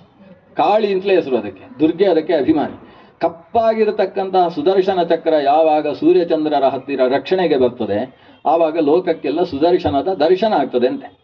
ಸುದರ್ಶನದ ದರ್ಶನವಾಗುವುದಕ್ಕೇನೆ ಗ್ರಹಣ ಕಾಲ ಅಂತ ಹೆಸರು. ಗ್ರಹಣ ಕಾಲ ಅಂದರೆ ಪರಮ ಪರ್ವಕಾಲ. ಯಾಕಂದರೆ ಸುದರ್ಶನ ಅನ್ನೋದು ಲೋಕಕ್ಕೆಲ್ಲ ಕ್ಷೇಮವನ್ನು ಉಂಟು ಮಾಡುವ ಭಗವಂತನ ಆಯುಧ. ಆ ಚಕ್ರದಲ್ಲಿ ಭಗವಂತ ಚಕ್ರಿಯಾಗಿ ಕೂತಿದ್ದಾನೆ. ಚಕ್ರಸ್ಥಿತಂ ಚಕ್ರಿಣಂ ಅಷ್ಟಬಾಹುಂ ಅಂತ ನಾರಾಯಣ ಅನ್ನುವ ರೂಪದಿಂದ ಆತ ಅದರ ಒಳಗೆ ಅಷ್ಟಬಾಹುವಾಗಿ ನಿಂತಿದ್ದಾನೆ. ಅಂತಹ ಸುದರ್ಶನದ ದರ್ಶನವಾಗುವ ಕಾಲ, ಅದರಿಂದ ಅದಕ್ಕೊಂದು ಪರ್ವಕಾಲ ಅಂತ ಹೆಸರು. ಎಂಥ ಪರ್ವಕಾಲ ಗ್ರಹಣ ಕಾಲ ಅಂದರೆ ಆ ಕಪ್ಪು ಸೂರ್ಯಚಂದ್ರರಲ್ಲಿ ಕಪ್ಪು ಕಾಣಿಸುವ ಕಾಲದಲ್ಲಿ ನಾವು ಒಂದು ಮಂತ್ರದ ಅನುಷ್ಠಾನ ಮಾಡಿದರೆ, ಅಂದರೆ ಒಂದು ಮಂತ್ರವನ್ನು ಜಪಿಸಿದರೆ, ಬೇರೆ ಕಾಲದಲ್ಲಿ ಅದೇ ಮಂತ್ರವನ್ನು ಜಪಿಸಿದರೆ ಎಷ್ಟು ಫಲವೋ ಅದರ ಶತಗುಣ ಫಲ ಸಿಗ್ತದೆ. ಆದ್ದರಿಂದ ಕರ್ನಾಟಕದಲ್ಲಿ ಗ್ರಹಣ ಉಂಟು, ಕಲ್ಕತ್ತಾದಲ್ಲಿ ಗ್ರಹಣ ಇಲ್ಲ ಅಂತಾದರೆ ಕಲ್ಕತ್ತಾದಲ್ಲಿದ್ದ ಋಷಿಗಳು 3 ತಿಂಗಳ ಹಿಂದೆ ನಡ್ಕೊಂಡು ಹೊರಡ್ತಾರೆ. ಯಾಕಂದರೆ ಅಲ್ಲಿ ಅರ್ಧ ಗಂಟೆ ಗ್ರಹಣ ಸಿಗ್ತದೆ, ಅಷ್ಟರಲ್ಲಿ ಅಷ್ಟು ಸಾಧನೆ ಮಾಡ್ಬೋದು ಅಂತ ಒಂದು ಕ್ಷೇತ್ರ ಯಾತ್ರೆ ಅವರಿಗೆ. ಅಲ್ಲಿ ಗ್ರಹಣ ಉಂಟು ಅಂತ ಯಾತ್ರೆ ಮಾಡುವಂಥದ್ದು. ಇಷ್ಟು ಗ್ರಹಣಕ್ಕೆ ಅಷ್ಟು ಮಹತ್ವ ಇರತಕ್ಕಂಥದ್ದು. ಅದು ಸುದರ್ಶನದ ಕಾರಣದಿಂದ, ರಾಹುಕೇತುಗಳ ಕಾರಣದಿಂದ ಅಲ್ಲ. ನಾವು ರಾಹು ದರ್ಶನ, ಕೇತು ದರ್ಶನ ಅಂತ ಕರಿತೇವೆ. ವಸ್ತುತಃ ರಾಹುಕೇತುಗಳು ಕೂಡ ಕಪ್ಪು. ರಾಹು ಕಪ್ಪು, ಕೇತು ಕೆಂಚು. ಅದರಿಂದ ಕೇತು ಗ್ರಹಣ ಆಯಿತು ಅಂತ ಹೇಳಿದರೆ ಸೂರ್ಯ ಅಥವಾ ಚಂದ್ರ ಕೆಂಚು ಬಣ್ಣದಲ್ಲಿ ಕಾಣಿಸಿಕೊಳ್ತಾನೆ, ಪೂರ್ತಿ ಕಪ್ಪಾಗುವುದಿಲ್ಲ. ರಾಹುಗ್ರಹಣವಾದರೆ ಸೂರ್ಯಚಂದ್ರರಲ್ಲಿ ಪೂರ್ಣವಾಗಿ ಕಪ್ಪು ಬಣ್ಣ ಅನ್ನೋದು ಕಾಣಿಸಿಕೊಳ್ತದೆ. ಹಾಗೆ ರಾಹುಕೇತುಗಳ ದರ್ಶನವೂ ಹೌದು. ಅದಕ್ಕೆ ಪರ್ವತ್ವ ಒಂದದ್ದು, ಪರ್ವಕಾಲ ಅಂತ. ಪರ್ವ ಅಂದರೂ ಹಬ್ಬ ಅಂದರೂ ಒಂದೇ, ಒಂದು ಉತ್ಸವ. ಅದು ಒಂದು ವಿಶಿಷ್ಟವಾದ ಧರ್ಮಾಚರಣೆಗೆ ಅನುಕೂಲವಾದ ಧರ್ಮಕಾಲ ಅಂತ ಅನಿಸಿಕೊಂಡದ್ದು ಸುದರ್ಶನದ ದರ್ಶನದಿಂದ ಅನ್ನುವುದನ್ನು ಪಂಚಮಸ್ಕಂದ ಭಾಗವತ ಉಲ್ಲೇಖ ಮಾಡಿದೆ. ರಾಹುಕೇತುಗಳ ಆವಿರ್ಭಾವವೂ ಆಯಿತು. ಸಮುದ್ರ ಮಥನ ಅನ್ನುವ ಒಂದು ಘಟನೆಯ ಮೂಲಕ ದೇವರ ಅವತಾರಗಳೆಷ್ಟು. ಧನ್ವಂತರಿ ಅವತಾರ ಆಯಿತು, ಮೋಹಿನಿ ಅವತಾರ ಆಯಿತು, ಕೂರ್ಮ ಅವತಾರ ಆಯಿತು. ಅಜಿತ ರೂಪಿಯಾಗಿ ಅದನ್ನು ಮಥನ ಮಾಡಿದ. ಅನೇಕ ರೂಪಗಳಿಂದ ದೇವತೆಗಳನ್ನು, ಸರ್ಪವನ್ನು, ಪರ್ವತವನ್ನು, ಪರ್ವತದ ಮೇಲ್ಭಾಗವನ್ನು ಎಲ್ಲ ಆಕ್ರಮಿಸಿ ನಿಂತ. ಹೀಗೆ ಒಂದು ಆಟವನ್ನು ಭಗವಂತ ಆಡಿದ. ಅಂತೂ ಫಲ ಅಸುರರಿಗೆ ಸಿಗಲಿಲ್ಲ. ಫಲ ಸಿಗಲಿಲ್ಲ ಅಂತ ದೊಡ್ಡ ಗಲಾಟೆ ಬೇರೆ ಆಯಿತು. ಆ ದೊಡ್ಡ ಯುದ್ಧದಲ್ಲಿ ದೇವತೆಗಳು ಅಮೃತ ಪಾನ ಮಾಡಿದವರು, ಲಕ್ಷ್ಮೀ ಕಟಾಕ್ಷಕ್ಕೆ ಸಿಕ್ಕಿದವರು, ಭಗವಂತನ ಅನುಗ್ರಹಕ್ಕೆ ಪಾತ್ರರಾದವರು ಗೆದ್ದರು. ನಿಜವಾಗಿ ಯುದ್ಧದಲ್ಲಿ ಅಸುರರ ಸಂಖ್ಯೆ 3 ಇದ್ದರೆ ದೇವತೆಗಳ ಸಂಖ್ಯೆ 1. ಯಾವತ್ತು ಇದು ಜನಸಂಖ್ಯಾ ಇರುವುದೇ ಹಾಗೆ. ಸಾತ್ವಿಕರ ಸಂಖ್ಯೆ ಕಡಿಮೆ, ತಾಮಸರ ಸಂಖ್ಯೆ ಜಾಸ್ತಿ ಇರುವುದು. ಅಷ್ಟೇ ಅಲ್ಲ, ತಾಮಸರು ಹೊರಗಿರ ಎಲ್ಲ ಪಡೆದಿರ್ತಾರೆ. ಅವರಲ್ಲಿ ನಾವು ಹಗಲು ಸಾಯಬಾರ್ದು, ರಾತ್ರಿ ಸಾಯಬಾರ್ದು ಅಂತ ವರ ಪಡೆದವರೆಲ್ಲ ಸಿಕ್ಕಾಬಿಟ್ಟೆ ಜನ ಇತ್ತು. ಅವರಲ್ಲಿ ವರಬಲ ಇದೆ, ಸಂಖ್ಯಾಬಲ ಇದೆ, ಜೊತೆಗೆ ಶರೀರ ಬಲ ಇದೆ. ಯಾಕಂದರೆ ಅವರು ತಿನ್ನುವುದನ್ನೆಲ್ಲ ದೇವತೆಗಳು ತಿನ್ನುವುದಿಲ್ಲ. ದೇವತೆಗಳೇನಿದ್ರು ಇಂದ್ರಾಯ ಸ್ವಾಹ ಎಲ್ಲ ಹಾಕಿದ್ದಷ್ಟೇ, ಗವ್ಯಗಳನ್ನೆಲ್ಲ ಸ್ವೀಕಾರ ಮಾಡುವುದು. ಅವರದ್ದು ಹಾಗಲ್ಲ, ಬೇಕಾದ ಆಹಾರ ಎಲ್ಲ ತಗೊಳ್ಳುವರು. ಆದ್ದರಿಂದ ಅವರಲ್ಲಿ ಇಷ್ಟು ಬಲ ಇದ್ದರೂ ಗೆದ್ದದ್ದು ದೇವತೆಗಳು. ಯಾಕಂದರೆ ಅವರಿಗೆ ಇಲ್ಲದೇ ಇದ್ದ ಬಲ ಯಾವುದು ಅಂದರೆ ಹರಿಬಲ. ಇವರು ಹರಿ ಶ್ರೀ ಹರಯೇ ನಮಃ ಅಂತ ಒಂದು ಕೈ ಮುಗಿತಾರೆ. ಆ ಬಲದ ಕಾರಣದಿಂದ ದೇವತೆಗಳು ಜಯಶಾಲಿಗಳಾದರು. ಬಲಿಗೆ ತುಂಬ ಬೇಸರ ಆಯಿತು. ಬಲಿ ಪೆಟ್ಟು ತಿಂದವ ಒಂದು ಸಲ ಸತ್ತೇ ಹೋಗಿದ್ದ. ಆಮೇಲೆ ನಮ್ಮ ಶುಕ್ರಾಚಾರ್ಯರು ಆ ಮೃತ ಸಂಜೀವಿನಿ ಬಲದಿಂದ ಬಲಿಯನ್ನು ಎಬ್ಬಿಸಿದ್ದು. ಆಮೇಲೆ ಬಲಿ ಶುಕ್ರಾಚಾರ್ಯರ ಮನೆಯಲ್ಲಿ ನಾಯಿಯ ಹಾಗೆ ಕೆಲಸ ಮಾಡಿದ. ಈ ಅಕ್ಷರ ಹಾಗೆ ನಾಯಿಯ ಹಾಗೆ ಕೆಲಸ ಮಾಡಿದ. ಅಂದರೆ ನಾಯಿ ಹೇಗೆ ಬಾಲ ಮುದುರಿಕೊಂಡು ಏನು ಮಾಡಿದ್ರು ಬೇಕಾದರೆ ಕಾಲು ನೆಗ್ತದೆ, ಎಲ್ಲ ನೆಗ್ತದೆ, ಆ ರೀತಿ ಕೆಲಸ ಮಾಡಿದಂತೆ. ಇದರಿಂದ ಭೃಗುಗಳೆಲ್ಲ ಭಾರಿ ಖುಷಿ ಪಟ್ರಂತೆ. ಎಂಥ ರಾಜ ಮನೆತನ ಇದು, ಅವನು ಹೇಗೆ ನಮ್ಮ ಮನೆಯಲ್ಲಿ ಕಸ ಗುಡಿಸುವುದು, ಒರೆಸುವುದು, ಸೆಗಣಿ ಗೋಮಯಕ್ಕೆ ಸೇವೆ ಮಾಡುವುದು, ಏನೆಲ್ಲ ಮಾಡ್ತಾ ಇದ್ದಾನೆ.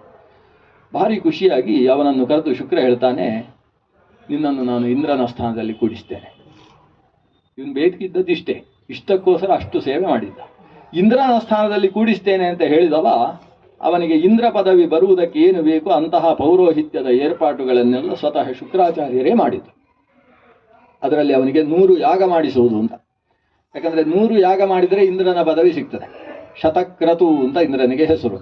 ಹಾಗಾಗಿ ಇವನಲ್ಲಿ ಯಾಗಗಳನ್ನು ಶುರು ಮಾಡಿಸಿದ. ಆ ಎಷ್ಟು ಯಾಗ, 99 ಯಾಗ ಆಗಿದೆ. ಇಷ್ಟರಲ್ಲಿ ಈ ಬಲಿಯನ್ನು, ಇದರ ಮಧ್ಯದಲ್ಲಿ ಬಲಿ ಸುಮಾರು 50-60 ಯಾಗ ಆಗಬೇಕಾದ್ರೆ ಮಹಾಶಕ್ತಿಶಾಲಿ ಆದ. ಶುಕ್ರಾಚಾರ್ಯರ ಬಲದಿಂದ ದೇವೇಂದ್ರನನ್ನು ಓಡಿಸಿ ಅವತ್ತು ನಮ್ಮನ್ನು ಬೀಳಿಸಿದ್ದೀರಲ್ಲ, ನೋಡಿ ಈಗ ನಮ್ಮ ಬಲ ಏನು ಅಂತ ಹೇಳಿ ಶುಕ್ರ ಭೃಗುಗಳ ಬಲದಿಂದಾಗಿ ದೇವತೆಗಳನ್ನೆಲ್ಲ ಕಾಡಾಡುಗಳನ್ನಾಗೆ ಮಾಡಿ, ಎಲ್ಲಿದ್ದಾರೆ ಅಂತ ಗೊತ್ತಿಲ್ಲ ದೇವತೆಗಳು. ಈಗ ದೇವತೆಗಳ ತಾಯಿಯಾದ ಅದಿತಿಗೆ ಬೇಸರ ಆಯಿತು. ದೇವರು ಕೊಟ್ಟ ಸ್ವರ್ಗ ನಮ್ಮ ಮಕ್ಕಳದ್ದು, ಈ ಅಸುರರಿಗೆ ವಿತಲ ಸುತಲ ಮೊದಲಾದಂತಹ ಲೋಕ ಅವರಿಗೆ ಆದ ಬಿಲ ಸ್ವರ್ಗಗಳುಂಟು, ಅವನ್ನೆಲ್ಲ ಬಿಟ್ಟು ನಮ್ಮದೇ ಬೇಕು ಅಂತ ಮತ್ತೆ ಹೊಡೆದು ಬಿಸಾಡಿದ್ದಾರೆ ಇವರು ಅಂತ ಹೇಳಿ ಕಶ್ಯಪ ಪ್ರಜಾಪತಿಗಳಲ್ಲಿ ಕೇಳಿ ಅದಕ್ಕೆ ದೇವರನ್ನೇ ಮೊರೆ ಹೊಂದಬೇಕು ಅಂತ ವ್ರತವನ್ನು ಮಾಡಿ ಭಗವಂತನನ್ನು ಮಗನನ್ನಾಗಿ ಪಡೆದಳು. ಹೀಗೆ ಅದಿತಿಯ ಗರ್ಭದಲ್ಲಿ ಭಗವಂತ ವಾಮನನಾಗಿ ಶ್ರವಣದ್ವಾದಶಿಯ ದಿವಸ ಆವಿರ್ಭವಿಸಿದ. ಶ್ರೋಣಾಯಾಂ ಶ್ರವಣದ್ವಾದಶ್ಯಾಂ ಅಂತ ಶ್ರವಣ ನಕ್ಷತ್ರ ಉಳ್ಳ ದ್ವಾದಶಿಯಲ್ಲಿ ಆತ ಆವಿರ್ಭವಿಸಿದವನಿಗೆ ನಾಮಕರಣ ಆಯಿತು, ಉಪನಯನವೂ ಆಯಿತು. ಭಾಗವತದಲ್ಲಿ ಉಪನಯನಗಳುಂಟು, ಕೃಷ್ಣನದ್ದು ಒಂದು ಉಪನಯನ, ಆದರೆ ಯಾವುದು ವರ್ಣನೆ ಇಲ್ಲ. ಉಪನಯನ ಹೇಗೆ ಮಾಡಬೇಕು ಅದರ ವರ್ಣನೆ ಇರುವುದು, ವಾಮನ ಉಪನಯನದ ವರ್ಣನೆ ಇದೆ. ಅವನಿಗೆ ಉಡುಗೊರೆ ಕೊಟ್ಟ ವರ್ಣನೆ ಬಹಳ ಚೆನ್ನಾಗಿದೆ. ಕಶ್ಯಪ ಅದಿತಿ ಇಬ್ಬರು ಸೇರಿ ಉಪನಯನ ಮಾಡ್ತಾ ಇದ್ದಾರೆ. ಇಡೀ ತ್ರಿಲೋಕವೇ ಅಲ್ಲಿ ಸೇರಿದೆ ಉಪನಯನ ದರ್ಶನಕ್ಕೋಸ್ಕರ. ಬೃಹಸ್ಪತ್ಯಾಚಾರ್ಯರು ತಾವೇ ಸ್ವತಃ ತಗಲಿ ಹಿಡಿದು ಯಜ್ಞೋಪವೀತ ಮಾಡಿ ತಂದು ಕೊಟ್ಟಿದ್ದಾರೆ. ಉಪನಯನದಲ್ಲಿ ಉಡುಗೊರೆ ಒಬ್ಬೊಬ್ಬರದ್ದು. ಒಬ್ಬರು ಹಗ್ಗ, ಒಕ್ಕನೂರು, ಮೌಂಜಿ ಅಂತ ಕರೀತಾರೆ. ಮುಂಜ ಅನ್ನೋ ಹುಲ್ಲಿನಿಂದ ಮಾಡಿದಂತಹ ಹಗ್ಗವನ್ನು ಒಬ್ಬರು ಉಡುಗೊರೆ ಕೊಟ್ಟರು. ಇನ್ನೊಬ್ಬರು ಕವಳಿಗೆ, ಕಮಂಡಲುವಿನ ಜೊತೆಗೆ ನಮ್ಮ ಕುಬೇರ ಬರುವಾಗ ಒಂದು ಬಂಗಾರದ ತಟ್ಟೆ ತಂದಿದೆ. ಸಾಮಾನ್ಯ ಉಪನಯನದಲ್ಲಿ ಅದೆಲ್ಲ ಉಡುಗೊರೆ ಕೊಡಲಿಕ್ಕಿಲ್ಲ. ಟಿವಿ ಉಡುಗೊರೆ ಕೊಡುವುದು, ಮೊಬೈಲ್ ಉಡುಗೊರೆ ಕೊಡುವುದು. ಕೆಲವರು ಹಾಸಿಗೆಯನ್ನು ಕೊಟ್ಟಾರೆ, ಹೇಳಿಕ್ಕೆ ಬರುವುದಿಲ್ಲ. ಈಗ ಉಪನಯನದಲ್ಲಿ ಅವನಿಗೇನು ಬೇಕೋ ಅದನ್ನು ಉಡುಗೊರೆ ಕೊಡಬೇಕಲ್ವಾ. ಈ ಕುಬೇರ ಬರುವಾಗ ನಾನು ಸಾಮಾನ್ಯದ್ದು ಕೊಟ್ಟರೆ ಸರಿ ಇರುವುದಿಲ್ಲ, ಸಂಧ್ಯಾ ವಂದನೆಗೆ ಇರಲಿ ಅಂತೇಳಿ ಬಂಗಾರದ ತಟ್ಟೆ ಕೊಟ್ಟಿದ್ದಾನೆ. ಈ ಬಂಗಾರದ ತಟ್ಟೆಯನ್ನು ತಗೊಂಡಂತಹ ಭಿಕ್ಷೆ, ಆ ಬಂಗಾರದ ತಟ್ಟೆಯಲ್ಲಿ ಭಿಕ್ಷೆ ಬೇಡಬೇಕೀಗ. ನೆಕ್ಸ್ಟು ಭಿಕ್ಷೆ ಹಾಕಬೇಕಾದ್ರೆ ಅನ್ನಪೂರ್ಣೆಯೇ ಅನ್ನ ಹಾಕಿದ್ಲಂತೆ ಸಾಕ್ಷಾತ್. ಆದರೆ ಅಪ್ರತ್ಯಾಖ್ಯಾಯಿನ ಮಗ್ರೇ ಭಿಕ್ಷೇತಾಹ, ಯಾರು ಚೆನ್ನಾಗಿ ಕೊಡುವವರು, ಕೊಡು ದೇಹಿ ಅಂತ ಕೇಳಿದಾಗ ಕೊಡೋಲ್ಲ ಅಂತ ಯಾರು ಹೇಳುವುದಿಲ್ಲ ಅಂತ ತೀರ್ಮಾನ ಉಂಟು, ಅವರಲ್ಲಿ ಭಿಕ್ಷೆ ಬೇಡಬೇಕು. ಇವನು ತಾನಾಗಿ ಕೇಳಲಿಲ್ಲ, ಆದರೆ ಅವಳೇ ಒಂದು ಭಿಕ್ಷೆ ಹಾಕಿದ್ಲು ಅನ್ನಪೂರ್ಣೆ. ಇವನು ಕೇಳಬೇಕಲ್ವ ಭಿಕ್ಷೆ.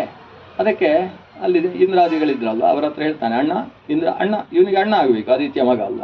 ಅವನ ಹತ್ರ ಕೇಳ್ತಾನೆ, ಇಲ್ಲಿ ಯಾರೋ ಕೇಳಿದರೆ ಕೊಡೋಲ್ಲ ಅಂತ ಹೇಳುವವರು ಕೊಟ್ಟೇ ಕೊಡ್ತೇನೆ ಅಂತ ಹೇಳುವವರೊಬ್ಬರು ಇದ್ದಾರಲ್ವ, ಅವರು ಯಾರೋ ಯಾಗ ಮಾಡ್ತಾ ಇದ್ದಾರಲ್ವ ಅಂತ ಕೇಳಿದ. ಹೌದೌದು, ನಮ್ಮ ಬಲಿ ಮಹಾಶಯರು ಅಂತ ಹೇಳಿದ ಇಂದ್ರ. ಸರಿ, ಬಲಿಯ ಯಜ್ಞವಾಟಕ್ಕೆ ಹೊರಟದ್ದೇ. ನರ್ಮದಾ ತೀರದಲ್ಲಿ ಬಲಿಯ ಯಜ್ಞವಾಟ ಏನಿದೆ ಅಲ್ಲಿಗೆ ಇವನು ಭಿಕ್ಷೆಗೋಸ್ಕರ ಹೊರಟ. ನರ್ಮದಾ ನದಿಯ ತೀರ, ಅಲ್ಲಿ ದೊಡ್ಡ ಯಜ್ಞಶಾಲೆ. ಶುಕ್ರಾಚಾರ್ಯರು 99ನೇ ಯಾಗ ಅಲ್ಲ, ಇದು 100ನೇ ಯಾಗ. ವಿಶೇಷ ಅಂದರೆ 99 ಯಾಗದಲ್ಲೂ ಕೂಡ ಶುಕ್ರಾಚಾರ್ಯರು ಸಂಕಲ್ಪ ಮಾಡಿಸುವಾಗ ಆ ಸಂಕಲ್ಪ ಕೇಳಲಿಕ್ಕೆ ಅಂತಲೇ ಜನ ಬರ್ತಿದ್ರು. ಅಷ್ಟು ಅವರು ಕವಿ, ಉಷನಾ ಭಾರ್ಗವ ಕವಿ ಅಂತ. ಆ ಸಂಕಲ್ಪವನ್ನು ಹೇಗೆ ಜೋಡಿಸ್ತಾರೆ ಅಂದರೆ ಅದು ಸ್ವರ್ಗಲೋಕ ಪ್ರಾಪ್ತ್ಯರ್ಥಂ ಅದು ಇದು ಅಂತ ಎಲ್ಲ ಅದರಲ್ಲಿ ಸೇರಿಸಿದ್ದಾರೆ. ಈ 100ನೇ ಯಾಗದಲ್ಲಿ ಅದು ಯಾವುದಿಲ್ಲ, ಶ್ರೀಹರಿ ಪ್ರೀತ್ಯರ್ಥ ಅಂತ ಬಹಳ ಸಂಕ್ಷೇಪ ಇವರಿಗೆ ಆ ಬಲಿಗೆ ಆಶ್ಚರ್ಯ, ಅಷ್ಟು ಬೇಗ ಸಂಕಲ್ಪ ಮುಗಿದೋಯ್ತಾ ಅಂತ. ಆ ಯಾಗಕ್ಕೆ ಸರಿಯಾಗಿಯೇ ಈ ದೇವರು ಅಲ್ಲಿಗೆ ಬಂದದ್ದು. ಎದುರುಗಡೆ ಒಂದು ತೇಜಸ್ಸು ಕಂಡ ಹಾಗೆ ಕಂಡಿತು. ಯಾರು ಬಂದದ್ದು ಗೊತ್ತಾಗಲಿಲ್ಲ. ಆ ತೇಜಸ್ಸು ಕಂಡಾಗ ಕೂಡುವುದಕ್ಕಾಗಲಿಲ್ಲ ಬಲಿಗೆ. ಎದ್ದು ನಿಂತ ಸಪತ್ನೀಕನಾಗಿ. ಅವನು ಎದ್ದದ್ದು ಪಕ್ಕದಲ್ಲಿ ನೋಡ್ತಾನೆ, ಶುಕ್ರಾಚಾರ್ಯರು ಎದ್ದು ನಿಂತಿದ್ದಾರೆ. ಸಾಮಾನ್ಯ ಯಜ್ಞದಲ್ಲಿ ಕೂತವರು ಒಂದು ಅನಿವಾರ್ಯ ಸಂದರ್ಭ ಬಿಟ್ಟ ಹೇಳುವ ಹಾಗಿಲ್ಲ. ಇವರು ಎದ್ದಿದ್ದಾರೆ. ಎದ್ದು ಈತ ಸೀದ ಹೋಗ್ತಾನೆ. ಆ ವಟುವನ್ನು ಕೈ ಹಿಡಿದು ಒಳಗೆ ತಂದು ಆಸನದಲ್ಲಿ ಕೂಡಿಸ್ತಾನೆ. ಅದ್ಯಮೇ ಪಿತರಸ್ತೃಪ್ತಾಹ ಅಂತ ಹೇಳ್ತಾನೆ. ಇವತ್ತು ನಿಮ್ಮಂಥವರು ಆಗಮಿಸಿದ್ದೀರಿ ಅಂತ ಹೇಳಿದರೆ ನಮ್ಮ ಹಿರಿಯರೆಲ್ಲರಿಗೂ ತೃಪ್ತಿ ಆದ ಹಾಗೆ ಅಂತ ಹೇಳ್ತಾನೆ. ಪಾದ ಪ್ರಕ್ಷಾಲನೆ ಮಾಡಿ ಆ ಜಲವನ್ನು ಶಿರದಲ್ಲಿ ಸಪತ್ನೀಕನಾಗಿ ಧಾರಣೆ ಮಾಡಿಕೊಳ್ತಾನೆ. ಇಷ್ಟಾದಾಗ ಈ ವಟು ಮಾತಾಡುವುದಕ್ಕೆ ಶುರು ಮಾಡಿದ. ನಿಮ್ಮ ವಂಶ ಎಷ್ಟು ದೊಡ್ಡದು, ನಮ್ಮ ಪಾದ ಜಲದಿಂದ ಅದೆಲ್ಲ ತೃಪ್ತವಾಗುವುದು. ಎಂಥವರು ಅಂತ. ಹಿರಣ್ಯಕಶಿಪು ಎಷ್ಟು ಒಳ್ಳೆಯವ ಅಂತ ವಾಮನ ಹೇಳಿ ಗೊತ್ತಾಗುವುದು ನಮಗೆ.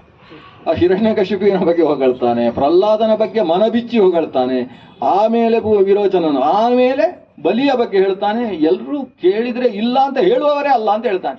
ಬಲಿಗೆ ಭಾರಿ ಖುಷಿ. ಓ, ಇನ್ನೇನು ಕೇಳ್ತಾನೆ ಅಂತ ಯೋಚನೆ ಮಾಡಲಿಲ್ಲವ. ಒಂದು ಎಂಥದ್ದು ಅಂತ ಅವನ ಉಬ್ಬಿ ಹೋದ. ಆಮೇಲೆ ಹೇಳ್ತಾನೆ, ನೀನು ಬೇಕಾದ್ದು ಕೇಳು, ಭಿಕ್ಷೆ ಕೊಡುವುದಕ್ಕೆ ಸಿದ್ಧ. ಅನ್ನದ್ದು ಬಂಗಾರದ ತಟ್ಟೆ, ಅದನ್ನೇ ಯಾರಾದರೂ ಅಪಹರಿಸ್ತಾರೋ ಅಂತ ನಮಗೆ ಹೆದರಿಕೆ. ಇವನು ಹೇಳ್ತಾನೆ ಬೇಕಾದ್ದು ಕೇಳು ಅಂತ.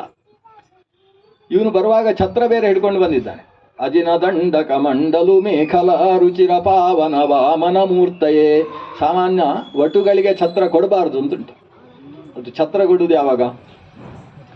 ಅದು ಸಮಾವರ್ತನೆಯ ದಿವಸ, ಕಾಶಿ ಯಾತ್ರೆ ಮಾಡಲಿಕ್ಕೆ.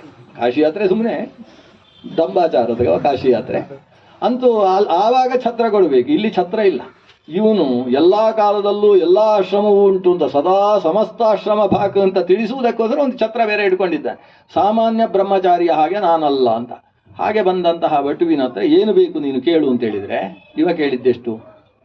ಸಂಹಿತಾನಿ ಪದಾನಿ ಮೇ, ನನ್ನ ಹೆಜ್ಜೆಯ ಲೆಕ್ಕಾಚಾರದಲ್ಲಿ 3 ಹೆಜ್ಜೆ ಜಾಗ ಬೇಕು ಅಂತ ಕೇಳಿದ. ಬಲಿ ಹೇಳ್ತಾನೆ, ಅಷ್ಟೆಲ್ಲ ಚಿಕ್ಕದು ಕೊಡಲಿಕ್ಕೆ ಸಾಧ್ಯ ಇಲ್ಲ ನಮ್ಮಿಂದ. ಯಾಕಂದರೆ ನಮ್ಮಲ್ಲಿ ಯಾರು ಕೇಳ್ತಾರೆ ಅವರು ಇನ್ನೊಬ್ಬರಲ್ಲಿ ಹೋಗಿ ಕೇಳಬಾರ್ದು. ನಮ್ಮ ಮರ್ಯಾದೆ ಪ್ರಶ್ನೆ ಆಗ್ತದೆ. ಆದ್ದರಿಂದ ಜೀವನಕ್ಕೆ ಬೇಕಾದಷ್ಟು ನಮ್ಮಿಂದ ಪಡಿಬೇಕು ನೀನು ಅಂತ. ವಾಮನ ಹೇಳ್ತಾನೆ, ನಮಗೆ ಎಷ್ಟು ಬೇಕೋ ಅಷ್ಟೇ ಕೇಳಬೇಕು. ಸಾಕಾಗುವುದಿಲ್ಲ ಅಂತ ಒಬ್ಬ ಬ್ರಾಹ್ಮಣ ಅಂದುಕೊಂಡ ಅಂತಾದರೆ ಅವನು ಬ್ರಾಹ್ಮಣ ಅಲ್ಲವ, ಪ್ರೇತ. ಅಸಂತುಷ್ಟ ವಿಪ್ರಹ ನಷ್ಟ ಅಂತ. ಬ್ರಾಹ್ಮಣನಲ್ಲಿ ಅಸಂತೋಷ, ಅತೃಪ್ತಿ ಎನ್ನುವುದೇ ಅವನ ಸಾವಿಗೆ ಕಾರಣವಾದದ್ದು. ಸತ್ತ ಹಾಗೆ ಅವ. ಆದ್ದರಿಂದ ನನಗೆ 3 ಹೆಜ್ಜೆ ಸಾಕು, ಮಲಗುವುದಕ್ಕೂ ಜಾಗ ಸಾಕಾಗ್ತದೆ, ಸಂಧ್ಯಾವಂದನೆ ಮಾಡುವುದಕ್ಕೂ 3 ಹೆಜ್ಜೆ ಜಾಗ ಸಾಕಾಗ್ತದೆ, ಅಷ್ಟು ಕೊಡು. ಬಲಿ ಅಸ್ತು ಅಂತ ಹೇಳ್ತಾನೆ. ಯಾಕಂದರೆ ಇಲ್ಲೇ ಹೋದರೆ ಬೇಡ, ಅದು ಬೇಡ, ನಾನು ಹೊರಡ್ತೇನೆ ಅಂತೀವಿ ಹೇಳಿದ್ದಕ್ಕೆ ಅಸ್ತು ಅಂತ ಹೇಳುವಾಗ ಶುಕ್ರಾಚಾರ್ಯ ಶುರು ಮಾಡ್ತಾರೆ. ಇಲ್ಲ, ಉಫಿ ಅಂತ ಹೇಳಬೇಕು ಅಂತ ಶುರು ಮಾಡಿದ್ರು ಅವರು. ಬಂದವ ಯಾರು ಅಂತ ಗೊತ್ತಾ ನಿನಗೆ? ಮಾಯಾ ಮಾಣವಕೋ ಹರಿ. ಇವನಿಗೆ ಹರಿ ಅಂತ ಹೆಸರು. ಹರಿ ಅಂದರೆ ಸಂಸ್ಕೃತದಲ್ಲಿ ಅನೇಕ ಅರ್ಥ ಇದೆ. ಅಪಹರಿಸುವವ ಅನ್ನೋದು ಒಂದು ಅರ್ಥ. ಅದು ಶಿಷ್ಯರ ಚಿತ್ತಾಪಹಾರಿಯಾದರೂ ಹರಿ ಅಂತಲೇ ಹೆಸರು. ಅದಿಲ್ಲ, ಅಪಹರಿಸುವವನಿಗೆ ಹರಿ ಅಂತಲೇ ಹೆಸರು. ಇಲ್ಲಿ ಇವಾಗ ಮಾಯಾಮಾಣವಕ, ನಿನ್ನ ಸಂಪತ್ತನ್ನೆಲ್ಲ ಅಪಹರಿಸಿ ಹೋಗಿ ಅವನ ಅಣ್ಣನಾದ ಇಂದ್ರನಿಗೆ ಕೊಡುವುದಕ್ಕೋಸ್ಕರ ಬಂದಂತಹ ಅದಿತಿಯ ಮಗ. ದಾನ ಕೊಡಬೇಕಾದ್ರೆ ಗೋತ್ರ ಯಾವುದು ಅಂತ ಕೇಳಿ ಕೊಡಬೇಕು. ನೀನು ಗೋತ್ರ ಕೇಳಿದ್ಯಾ ಅಂತ. ಇವಾಗ ಗೋತ್ರವು ಕೇಳಲಿಲ್ಲ, ಏನಿಲ್ಲ. ಅವನ ಮುಖದ ಆ ಒಂದು ವ್ಯಕ್ತಿತ್ವಕ್ಕೆ ಮಾರು ಹೋಗಿ ಇವ ವಟುವಾಗಿ ಬಂದಾಗಲೂ ಮೋಹಕ, ಮೋಹಿನಿ. ಅದು ಮೋಹಿನಿ, ಇದು ಮೋಹನ ಅಷ್ಟೇ. ಒಂದು ವಟುವಾಗಿ ಬಂದು ರುದ್ರನ ಮುಂದೆ ಬಂದಂತಹ ವೃಕಾಸುರನನ್ನು ಮೋಹನಗೊಳಿಸಿ ಭಸ್ಮಾಸುರ ಮಾಡಿ ಹಾಕಿದವ ಇವನೇ. ಅಂತಹ ವಟು ಅವನ ಮೋಹಕತ್ವದಿಂದ ಅವನನ್ನು ಏನೂ ವಿಚಾರಿಸಲಿಲ್ಲ. ಯಾರು ಏನು ಅಂತ ಕೇಳದೆ ಬೇಕಾದ್ದು ಕೊಡ್ತೇನೆ, 3 ಹೆಜ್ಜೆ ತೆಗೋ ಅಂತ ಹೇಳಿಬಿಟ್ಟ. ಶುಕ್ರಾಚಾರ್ಯರು ತರದ್ರಲ್ವಾ. ತರದ್ರೆ ಇವನು ಹೇಳ್ತಾನೆ, ಹೌದಾ, ಹರಿ ಆಗಲಿ ಯಾರೇ ಆಗಲಿ, ನಾವು ಹರಿಪ್ರೀತ್ಯರ್ಥ ಅಂತ ನಿಮ್ಮದು ಸಂಕಲ್ಪ ಅಲ್ವಾ. ಹರಿ ಬಂದಿದ್ದಾನೆ, ಸಂತೋಷ, ಕೊಡೋಣ ಅಂತ ಇವನು ಹೇಳ್ತಾನೆ ಬಲಿ. ಶುಕ್ರಾಚಾರ್ಯ ಹೇಳಿದ್ರು ದಾನ ಕೊಡುವಾಗಲೂ ವ್ಯವಸ್ಥೆ ಇದೆ. ನೀನೀಗ ದಾನ ಕೊಟ್ಟು ಮತ್ತೆ ನನಗೆ ದಕ್ಷಿಣೆ ಕೊಡಲಿಕ್ಕಿಲ್ಲ ಅಂತಾದರೆ ಈ ಹೋಮ ಪೂರ್ತಿ ಆಗುವುದು ಹೇಗೆ ಅಂತ. ದಾನ ಕೊಡುವಾಗ ಉಳಿಸಿಕೊಳ್ಬೇಕು, ಎಷ್ಟು ಮುಂದಕ್ಕೆ ದಾನ ಕೊಡುವ ಹಾಗೆ. ಅದು ಬಿಟ್ಟು ಈಗ ದಾನ ಎಲ್ಲ ಕೊಡುವುದು ಮತ್ತೆ ಪಾತ್ರೆ ಹಿಡ್ಕೊಂಡು ಹೋಗುದು ಭಿಕ್ಷಾಂದೇಹಿ ಇತ್ತ, ಈ ರೀತಿ ದಾನ ಕೊಡುವುದಾ? ನತದ್ದಾನಂ ಪ್ರಶಂಸಂತಿ ಯಯಾ ವೃತ್ತಿರು ವಿಪದ್ಯತೆ. ಜೀವನ ವೃತ್ತಿಯೇ ಯಾವುದರಿಂದ ನಾಶವಾಗುತ್ತೋ ಅಂತಹ ದಾನ ಕೊಡುವಂತಹದ್ದು ಸಮಂಜಸ ಅಲ್ಲ. ನೋಡು, ಇವನಿಗೆ ನೀನು ಕೊಟ್ಟ ದಾನದಿಂದ ನಿಂಗೆ ಏನೂ ಉಳಿಯುವುದಿಲ್ಲ. ಮತ್ತೆ ಹೇಗೆ ದಾನ ಕೊಡಬೇಕು? 5 ಜನರಿಗೆ, ಅಂದರೆ ನಾವು ಏನು ಸಂಪಾದನೆ ಮಾಡ್ತೇವೆ ಅದನ್ನು 5 ಪಾಲು ಮಾಡಿ ವಿತರಣೆ ಮಾಡಬೇಕು. ಎಲ್ಲವನ್ನೂ ದಾನಕ್ಕೆ ವಿತರಣೆ ಮಾಡುವುದಲ್ಲ, 5 ಪಾಲು ಬೇಕು. ಧರ್ಮಾಯ ಯಶಸೇರ್ಥಾಯ ಭೋಗಾಯ ಸ್ವಜನಾಯ ಚ ಪಂಚಧಾ ವಿತರನ್ ವಿತ್ತಂ ವಿಹಾಮುತ್ರ ಚ ಮೋದತೆ. ಇದಕ್ಕೆಲ್ಲ ಶುಕ್ರನೀತಿ ಅಂತ ಹೆಸರು. ಶುಕ್ರಾಚಾರ್ಯರು ಬಲಿಗೆ ಉಪದೇಶ ಮಾಡುವುದು. ನಾವು ಆ ಶುಕ್ರನೀತಿಯನ್ನಾದರೂ ಅನುಸರಿಸಿದರೆ ಚೆನ್ನಾಗಿರುತ್ತೆ. ಅಷ್ಟು ಮಾಡ್ತಾ ಇಲ್ಲ, ಅದು ಸಮಸ್ಯೆ. ಅವನು ಹೇಳ್ತಾನೆ ಸಂಪಾದನೆ ಮಾಡಿದ್ದನ್ನು ಹೀಗೆ ವಿನಿಯೋಗಿಸಬೇಕು. ನಾವು 50,000 ತಿಂಗಳಿಗೆ ಬರ್ತದೆ ಅಂತಾದರೆ ಮನೆಯಲ್ಲಿ 5 ಡಬ್ಬ ಮಾಡಿಡಬೇಕು, 10,000 ಹಾಕಬೇಕು ಸಂಬಳ ಬಂದು ಕೂಡಲೇ. ಅಥವಾ ಬ್ಯಾಂಕಲ್ಲಿ 5 ಅಕೌಂಟ್ ಮಾಡಿದ್ರು ಪರವಾಗಿಲ್ಲ.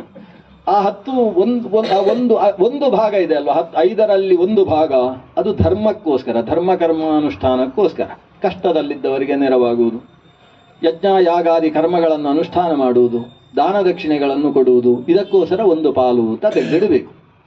ಮತ್ತೊಂದು ಯಶಸ್ಸೇ. ಯಶಸ್ಸು ಅಂದರೆ ಕೀರ್ತಿಯ ಕೆಲಸಗಳು. ಒಂದು ಬಾವಿ ಕಟ್ಟಿಸುವುದು ಆ ಊರಿನಲ್ಲಿ, ಕೊಡುಗೆ ಶ್ರೀ ಶ್ರೀ ಶ್ರೀ ಅಂತ ಹಾಕೋದು. ಇದೆಲ್ಲ ಯಶಸ್ಸಿಗೋಸ್ಕರ ಒಂದು ಕೆಲಸ ಮಾಡಿಸ್ಬೇಕು. ಅದು ಫ್ಯಾನ್ ಕೊಟ್ಟು ಅದರಲ್ಲೂ ಹೆಸರು ಹಾಕಬಾರ್ದು, ಯಾಕಂದರೆ ಅದು ತಿರುಗಿದಾಗ ಕಾಣಿಸೋದಿಲ್ಲ. ತಿರುಗದೆ ಹೋದರೆ ಬೈತಾರೆ, ತಿರುಗದೆ ಇದ್ದ ಫ್ಯಾನ್ ಕೊಟ್ಟಿದ್ದಾರೆ ಅಂತ. ಎಲ್ಲಿ ಹೆಸರು ಹಾಕಬೇಕು ಅಲ್ಲಿ ಹೆಸರು ಹಾಕಬೇಕು. ಅಂತೂ ಯಶಸ್ಸಿಗೋಸ್ಕರ ಅಂತ ಒಂದು ಭಾಗವನ್ನು ಇಡಬೇಕು. ಆಮೇಲೆ ಅರ್ಥಾಯ ಅಂದರೆ ದುಡ್ಡಿನಿಂದ ದುಡ್ಡು ಬೆಳೆಸುವುದಕ್ಕೋಸ್ಕರ ಅಂತ ಒಂದು, ಅಂದರೆ ಶಾಶ್ವತ ಸ್ಥಿರ ಆಸ್ತಿಯನ್ನು ಮಾಡಿಕೊಳ್ಳುವುದಕ್ಕೋಸ್ಕರ. ಅಥವಾ ಹೇಗೂ ದುಡ್ಡಿನಿಂದ ಬೆಳೆಸುವುದು ಹೇಗೆ ನಾನೇನು ಉಪನ್ಯಾಸದಲ್ಲಿ ಹೇಳಬೇಕಾ? ಅಂತ ದುಡ್ಡಿನಿಂದ ದುಡ್ಡು ಬೆಳೆಸುವುದಕ್ಕೋಸ್ಕರ ಅಂತ ಒಂದು ಭಾಗ ಇಟ್ಟುಕೊಳ್ಬೇಕು. ಯಾಕಂದರೆ ಇವತ್ತು ಸಂಪಾದನೆ ಉಂಟು, ಮುಂದೆ ಉಂಟೋ ಇಲ್ಲ ಯಾರಿಗೂ ಗೊತ್ತು, ಉಳಿಸಬೇಕು. ಆಮೇಲೆ ಒಂದು ಭಾಗವನ್ನು ಭೋಗಾಯ, ತಿಂದು ಉಂಡು ಸುಖವಾಗಿರುವುದಕ್ಕೋಸ್ಕರ ಅಂತ ಒಂದು ಭಾಗವನ್ನು ಉಪಯೋಗಿಸಬೇಕು. ಆಮೇಲೆ ಸ್ವಜನಾಯ, ತಮ್ಮವರಿಗೋಸ್ಕರ ಅಂತ ಮತ್ತೊಂದು ಭಾಗ. ಅಂದರೆ ಒಂದು 70ನೇ ಶಾಂತಿ ಮಾಡುವುದು, ಮಗಳಿಗೆಲ್ಲ ಒಂದು ಒಳ್ಳೆ ಸೀರೆ ಕೊಡುವುದು, ಹೀಗೆಲ್ಲ ಎಲ್ರಿಗೂ ಇದಕ್ಕೋಸ್ಕರ ಒಂದು ಸ್ವಜನ. ಸುಮ್ಮನೆ ಮನೆಯಲ್ಲಿ ಇವತ್ತು ಯುಗಾದಿ ಅಲ್ವಾ, ಎಲ್ರಿಗೂ, ಅಣ್ಣನಿಗೆ ತಮ್ಮನಿಗೆ ಎಲ್ರಿಗೂ ಒಂದು ಉಡುಗೊರೆಗಳು. ಚಿಕ್ಕ ಮಕ್ಕಳಿಗೆಲ್ಲ ಈ ಸಲದ ಪುಸ್ತಕ ಎಲ್ಲ ನಮ್ಮದೇ ವತಿಯಿಂದ ತಗೊಳ್ಳಿ ಅಂತ ಹೇಳುವುದು. ಇದೆಲ್ಲ ಸ್ವಜನರಿಗೋಸ್ಕರ, ಯಾಕಂದರೆ ಅವರಿಗೆ ದಾನ ಕೊಡ್ಲಿಕ್ಕೆ ಬರುವುದಿಲ್ಲ, ಅದಕ್ಕೆ ಉಡುಗೊರೆಗೋಸ್ಕರ ಅಂತ ಒಂದು ಭಾಗ ತೆಗೆದಿಡಬೇಕು. ಹೀಗೆ ಧರ್ಮಾಯ ಯಶಸೇ ಅರ್ಥಾಯ ಭೋಗಾಯ ಸ್ವಜನಾಯ ಚ ಪಂಚಧಾ ವಿತರನ್ ವಿತ್ತಂ. ಈ ರೀತಿ 5 ರೀತಿಯಿಂದ ತಮ್ಮ ಸಂಪತ್ತನ್ನು ಯಾರು ವಿತರಿಸ್ತಾನೆ ಅವನು ಇಹ ಅಮುತ್ರ ಚ ಮೋದತೆ, ಈ ಲೋಕದಲ್ಲೂ ಖುಷಿಯಾಗಿರ್ತಾನೆ, ಪಾರತ್ರಿಕವಾಗಿಯೂ ಶ್ರೇಯಸ್ಸನ್ನು ಪಡಿತಾನೆ. ಆದ್ದರಿಂದ ನೀನು ಎಲ್ಲವನ್ನು ಖಾಲಿ ಮಾಡುವ ದಾನಕ್ಕೆ ನೀನು ಮುಂದೆ ಹಾಕಿದ್ಯಲ್ಲ, ಬೇಡ ಇದು. ಅಲ್ಲ, ಸುಳ್ಳು ಹೇಳ್ತೇನೆ ಅಂತ ಅನ್ಕೊಳ್ಬೇಡ, ಕೊಡ್ಲಿಕ್ಕೆ ಆಗುದಿಲ್ಲ ಅಂತ ಹೇಳೋವನಿಗೆ ಕೆಲವು ಸಂದರ್ಭದಲ್ಲಿ ಸುಳ್ಳು ಹೇಳಿದರೆ ತೊಂದರೆ ಇಲ್ಲ ಅಂತ ಶುಕ್ರಾಚಾರ್ಯ ಹೇಳ್ತಾರೆ. ಅದು ಕೂಡ ಎಲ್ಲ ಸರ್ವಧನಾಪಹಾರೆ, ಇದ್ದ ಸಂಪತ್ತೆಲ್ಲ ನಾಶವಾಗುವ ಪ್ರಸಂಗ ಬಂದರೆ ನಾವು ಒಂದು ಸುಳ್ಳು ಹೇಳಿದರೆ ಅದು ಒಳ್ಳೆಯದಕ್ಕೋಸ್ಕರ ಸುಳ್ಳು, ಆದ್ದರಿಂದ ಈಗ ಕೊಡುವುದಿಲ್ಲ ಅಂತ ಹೇಳು. ಆದರೆ ಬಲಿ ಕೇಳುವುದಿಲ್ಲ. ನಿಜವಾಗಿ ಶುಕ್ರಾಚಾರ್ಯರು ಹೇಳಿದ್ದು ಅವನ ಶ್ರೇಯಸ್ಸಿಗೋಸ್ಕರವೇ. ಆದರೆ ಬಲಿ ಅದಕ್ಕಿಂತ ಸ್ವಲ್ಪ ಮೇಲೆ ಏರಿಬಿಟ್ಟಿದ್ದ.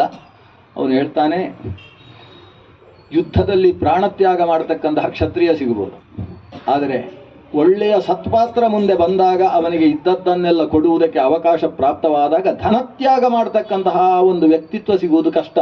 ಅಂತಹ ಅವಕಾಶ ನನಗೆ ಸಿಕ್ಕಿದೆ, ನೀವು ಬೇಡ ಅಂತ ತಡಿಬಾರ್ದು. ಒಳ್ಳೆ ಕೆಲಸಕ್ಕೆ ಗುರುಗಳು ಪ್ರೇರಣೆ ಕೊಡಬೇಕು, ಒಳ್ಳೆ ಕೆಲಸವನ್ನು ಮಾಡಬೇಡ ಅಂತ ಹೇಳಬಾರ್ದು. ನನಗೆ ಉಪದೇಶ ಮಾಡ್ತೀಯ ಅಂತ ಈ ಮುದುಕನಿಗೆ ಸಿಟ್ಟು ಅಂತ. ಪುರೋಹಿತರ ಹತ್ರ ಇಷ್ಟೆಲ್ಲ ಮಾತಾಡ್ಲಿಕ್ಕೆ ಹೋಗ್ಬಾರ್ದು. ಈಗ ಸಿಟ್ಟು, ನನಗೆ ಉಪದೇಶ ಮಾಡ್ಲಿಕ್ಕೆ ಬಂದಿದ್ಯಾ, ಏನು ಬೇಕಾದರೂ ಸಾಯು ಅಂತ ಹೇಳಿದ್ರು. ನೀನು ಸಂಪತ್ತು ನಾಶವಾಗಿ ಹೋಗಲಿ ಅಂತ ಶಾಪ ಕೊಟ್ಟರು. ಶಾಪ ಕೊಟ್ಟಾಗ ಕೆಲವು ಗೆಳೆಯರೆಲ್ಲ ಹೋದ್ರಂತೆ ದೂರ, ಇನ್ನು ಬಲಿಯ ಜೊತೆಗೆ ಇರ್ಲಿಕ್ಕಿಲ್ಲ, ಇನ್ನು ಯಾರಾದರೂ ಬೇರೆ ಯಾರಿದ್ದಾರೆ ನೋಡೋಣ ಅಂತ. ಆತನ ಜೊತೆಗೇ ಇದ್ದು ಮತ್ತೆ ಸಹಕರಿಸಿದಂತಹ ಧರ್ಮಪತ್ನಿ ವಿಂಧ್ಯಾವಲಿ, ಅವಳ ಮುಖ ನೋಡ್ತಾನೆ ಬಲಿ, ಹೇಗೆ ನನ್ನ ಅಭಿಮತಿ, ಯಾಕಂದರೆ ಸಹಧರ್ಮಿಣಿ ನೀನು, ದಾನ ಕೊಡ್ತಾ ಇದ್ದೇನೆ, ಎಲ್ಲ ಹೋಗುತ್ತೆ ಅಂತ ಶುಕ್ರಾಚಾರ್ಯ ಹೇಳಿದ್ದಾರೆ, ನಿನ್ನ ಅವಳು ಒಂದು ಹಂತ ಮೇಲೆ ಇದ್ದಾಳೆ. ಅಲ್ಲ, ನಾವು ಕೊಡುವುದಿಲ್ಲ, ಎಲ್ಲ ಅವಂದೇ ಅಲ್ವಾ ಅಂತ ಹೇಳ್ತಾಳೆ. ಕೆರೆಯ ನೀರನ್ನು ಕೆರೆಗೆ ಚೆಲ್ಲಿ ಅನ್ನೋ ಅಷ್ಟು ಎತ್ತರದಲ್ಲಿದ್ದಾಳೆ. ಗಿಂಡಿಯಲ್ಲಿ ನೀರು ಹಾಕಿ ಇದಂ ನಮಮ ಅಂತ ತ್ಯಾಗ ಮಾಡುವ ಪ್ರಕ್ರಿಯೆ. ಯಾಕಂದರೆ ಒಂದು ದಾನ ಪೂರ್ಣ ಆಗಬೇಕಾದ್ರೆ ಮೊದಲು ಒಂದು ತಾಂಬೂಲ ಕೊಡಬೇಕು. ಬ್ರಹ್ಮಚಾರಿಗೆ ಅದು ಕೊಡಬಾರ್ದು, ಅವನಿಗೆ ಗೋಪಿ ಚಂದನ ಯಜ್ಞೋಪೀತ ಕೊಟ್ಟರೆ ಸಾಕಾಗ್ತದೆ. ತಾಂಬೂಲ ಆದಮೇಲೆ ದೇಯ ದ್ರವ್ಯವನ್ನು ಕೊಡಬೇಕು. ದೇಯ ದ್ರವ್ಯದ ಜೊತೆಗೆ 3 ದ್ರವ್ಯ ಸೇರಬೇಕು. 3 ದ್ರವ್ಯ ಯಾವುದೆಲ್ಲ? ಒಂದು ತುಳಸಿ, ದಕ್ಷಿಣೆ ಮತ್ತು ನೀರು. ಇಷ್ಟನ್ನಿಟ್ಟು ಕೊಟ್ಟರೆ ಅದು ಒಂದು ಪೂರ್ಣ. ಅಷ್ಟೇ ಸಾಕಾಗುವುದಿಲ್ಲ ಅಂತೆ. ಶ್ರದ್ಧಾ ಚೈವ 6ನೇದ್ದೊಂದು ಸೇರಬೇಕಂತೆ, ಅದು ಶ್ರದ್ಧೆ. ಆಮೇಲೆ 7ನೇದ್ದೊಂದು ಸೂಂದೃತಾಚ ವಾಕ್ ಅಂತ ಅದೊಂದು ಸೇರಬೇಕು. ದಾನ ತಗೊಂಡ್ರಲ್ವಾ, ಹೋಗಿ ಪರವಾಗಿಲ್ಲ, ಚೆನ್ನಾಗಿರ್ರಿ ಅಂತ ಹೀಗೆ ಹೇಳಿ ಕಳಿಸೋದಲ್ಲ. ದೊಡ್ಡ ಮನಸ್ಸು ಮಾಡಿ ಬಂದು ದಾನ ತಗೊಂಡಿದ್ದೀರಿ, ಅನುಗ್ರಹ ಮಾಡಿದ್ರಿ ಅಂತ ಒಂದು ಒಳ್ಳೆಯ ಮಾತುಗಳನ್ನು ಹೇಳಿ ದಾನ ಕೊಡಬೇಕು ಅಂತ ವಿಧಿ. ನೀರು ಹಾಕುವಾಗ ಗಿಂಡಿಯಿಂದ ನೀರು ಇಳಿತಾ ಇಲ್ಲ. ಬಲಿ ನೋಡ್ತಾನೆ ನೀರು ಉಂಟೋ ಇಲ್ಲೋ ಅಂತ. ಒಳಗೆ ಪೂರ್ತಿ ನೀರುಂಟು, ಗಿಂಡಿಯಲ್ಲಿ ನೀರು ಇಳಿಯುವುದಿಲ್ಲ. ಗಿಂಡಿಯಲ್ಲಿ ನೀರು ಇಳಿಯದೇ ಹೋದರೆ ಅಪಶಕುನ ಅಂತ ಅರ್ಥ. ಅವತ್ತು ದಾನ ನಿಲ್ಲಿಸಬೇಕು, ಮತ್ತೆ ಮರು ದಿವಸಕ್ಕೆ ಪೋಸ್ಟ್ಪೋನ್ ಮಾಡಬೇಕು. ಈ ಶುಕ್ರಾಚಾರ್ಯರ ಕೊನೆಯ ಪ್ರಯತ್ನ ಇದು.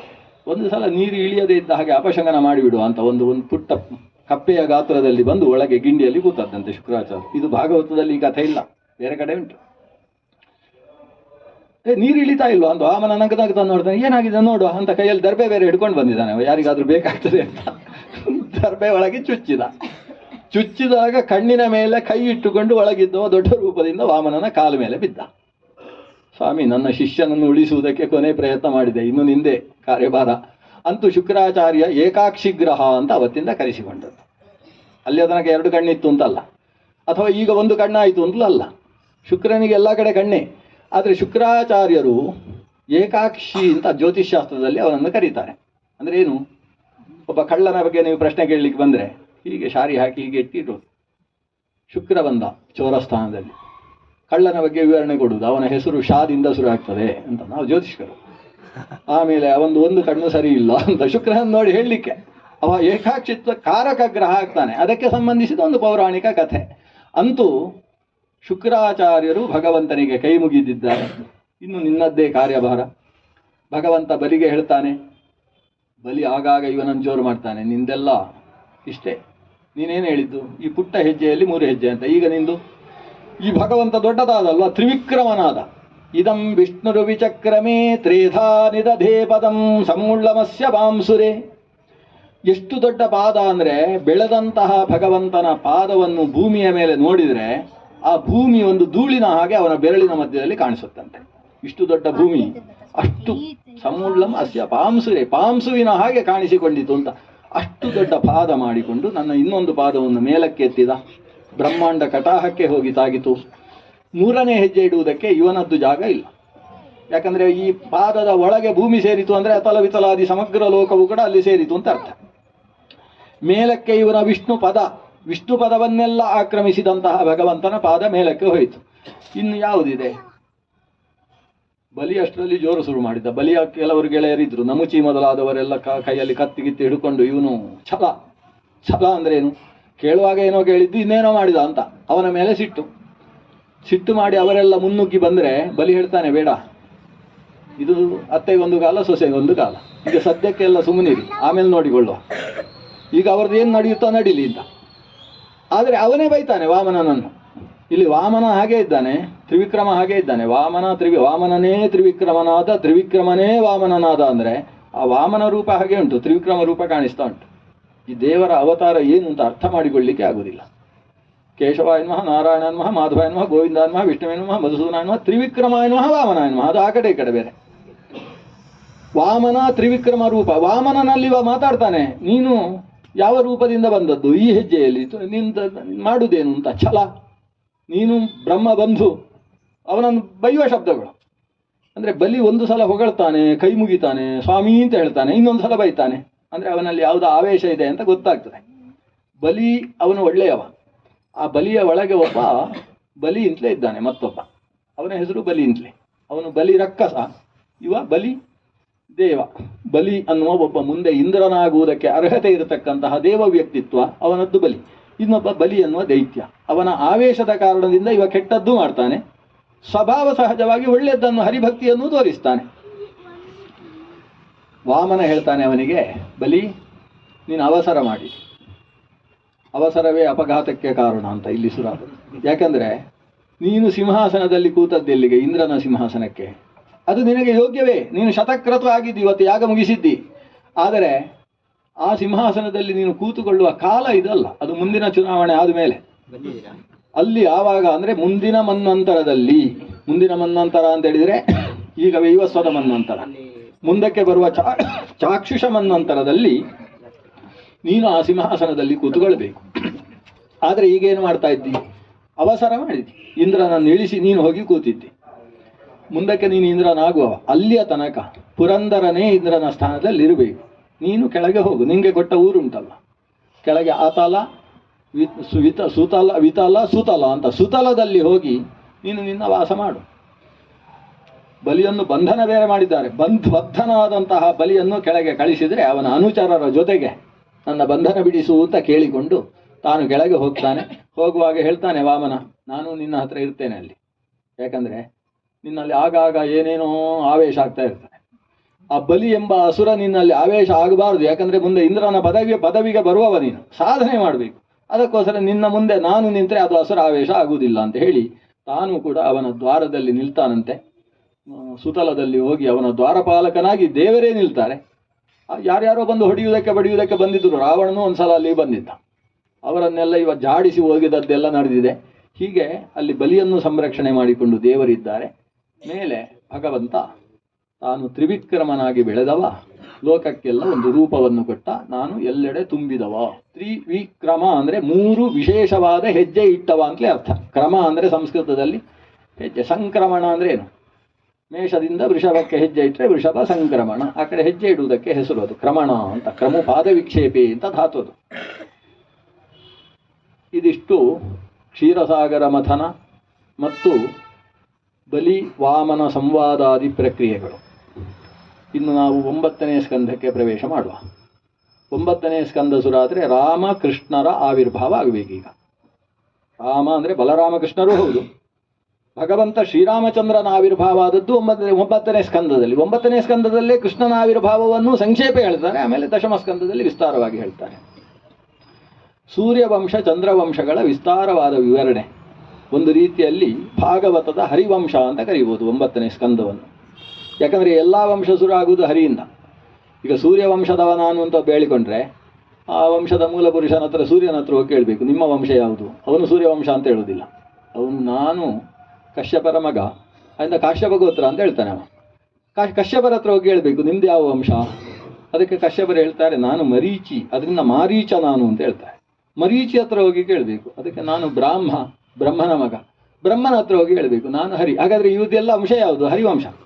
ಎಲ್ಲ ವಂಶ, ಚಂದ್ರವಂಶವೂ ಕೂಡ ಹರಿವಂಶವೇ. ಯಾಕಂದ್ರೆ ಚಂದ್ರನ ಹತ್ರ ಕೇಳಬೇಕು, ನಿನ್ನ ಅಪ್ಪ ಯಾರು?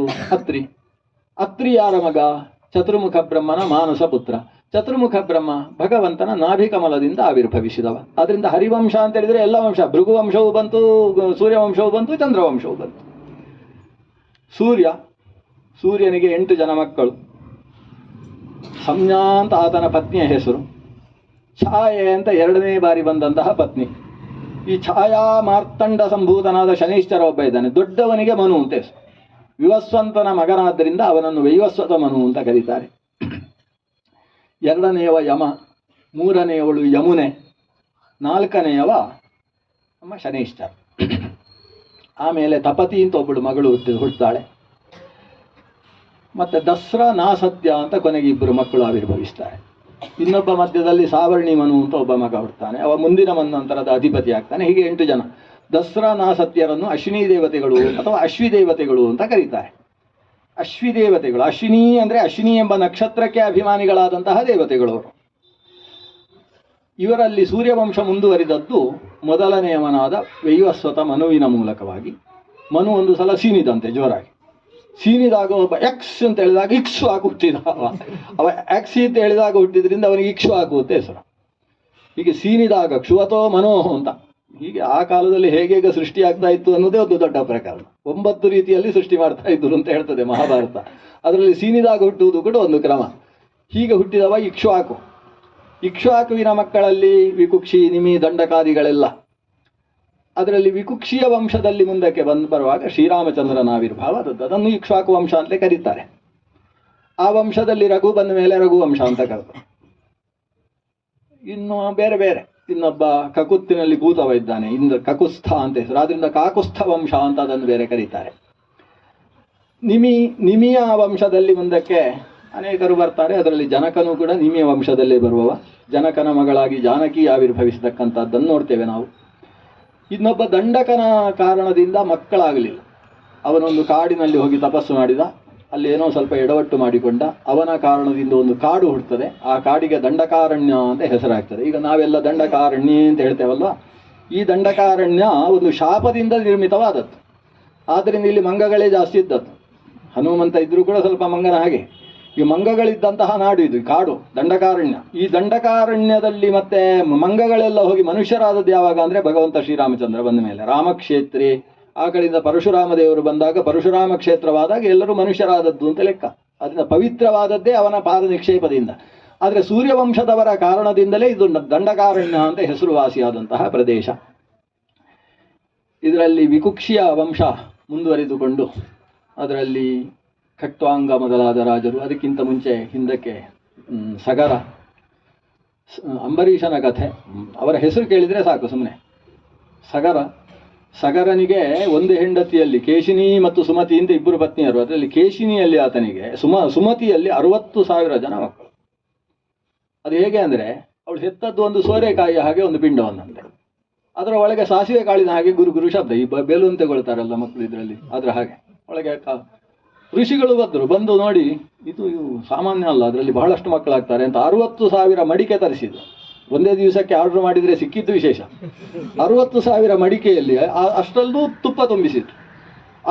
ತುಪ್ಪ ತುಂಬಿಸಿ ಅದರಲ್ಲಿ ಇದರ ಒಳಗೆ ನೋಡಿದರೆ ಸಾಸಿವೆ ಕಾಳುಗಳು 60,000. ಅದನ್ನು ಒಂದೊಂದರಲ್ಲಿ ಒಂದೊಂದು ಹಾಕಿ ಅದನ್ನು ಬೂರ್ಜ ಪತ್ರದಿಂದ ಮುಚ್ಚಿ ಅದರ ಮೇಲೆ ಅಜಿನದಿಂದ ಮುಚ್ಚಿ ಗಟ್ಟಿ ಗಾಳಿ ಸಂಚಾರ ಇಲ್ಲದೆ ಇರುವ ಹಾಗೆ ಮಾಡಿದರು. ಮಾಡಿ 9 ತಿಂಗಳಿಗೆ ಒಂದೊಂದರಿಂದ ಒಂದೊಂದು ಮಗು ಹುಟ್ಟಿತ್ತು. ಇವರಲ್ಲಿ ಕುಂಭಜರು ಅಂತ ಹೆಸರು ಇವರಿಗೆಲ್ಲ. ಎಲ್ಲ ಕುಂಭದಿಂದ ಆವಿರ್ಭವಿಸಿದವರು 60,000 ಜನ ಸುಮತಿಯಲ್ಲಿ ಆವಿರ್ಭವಿಸಿದರು.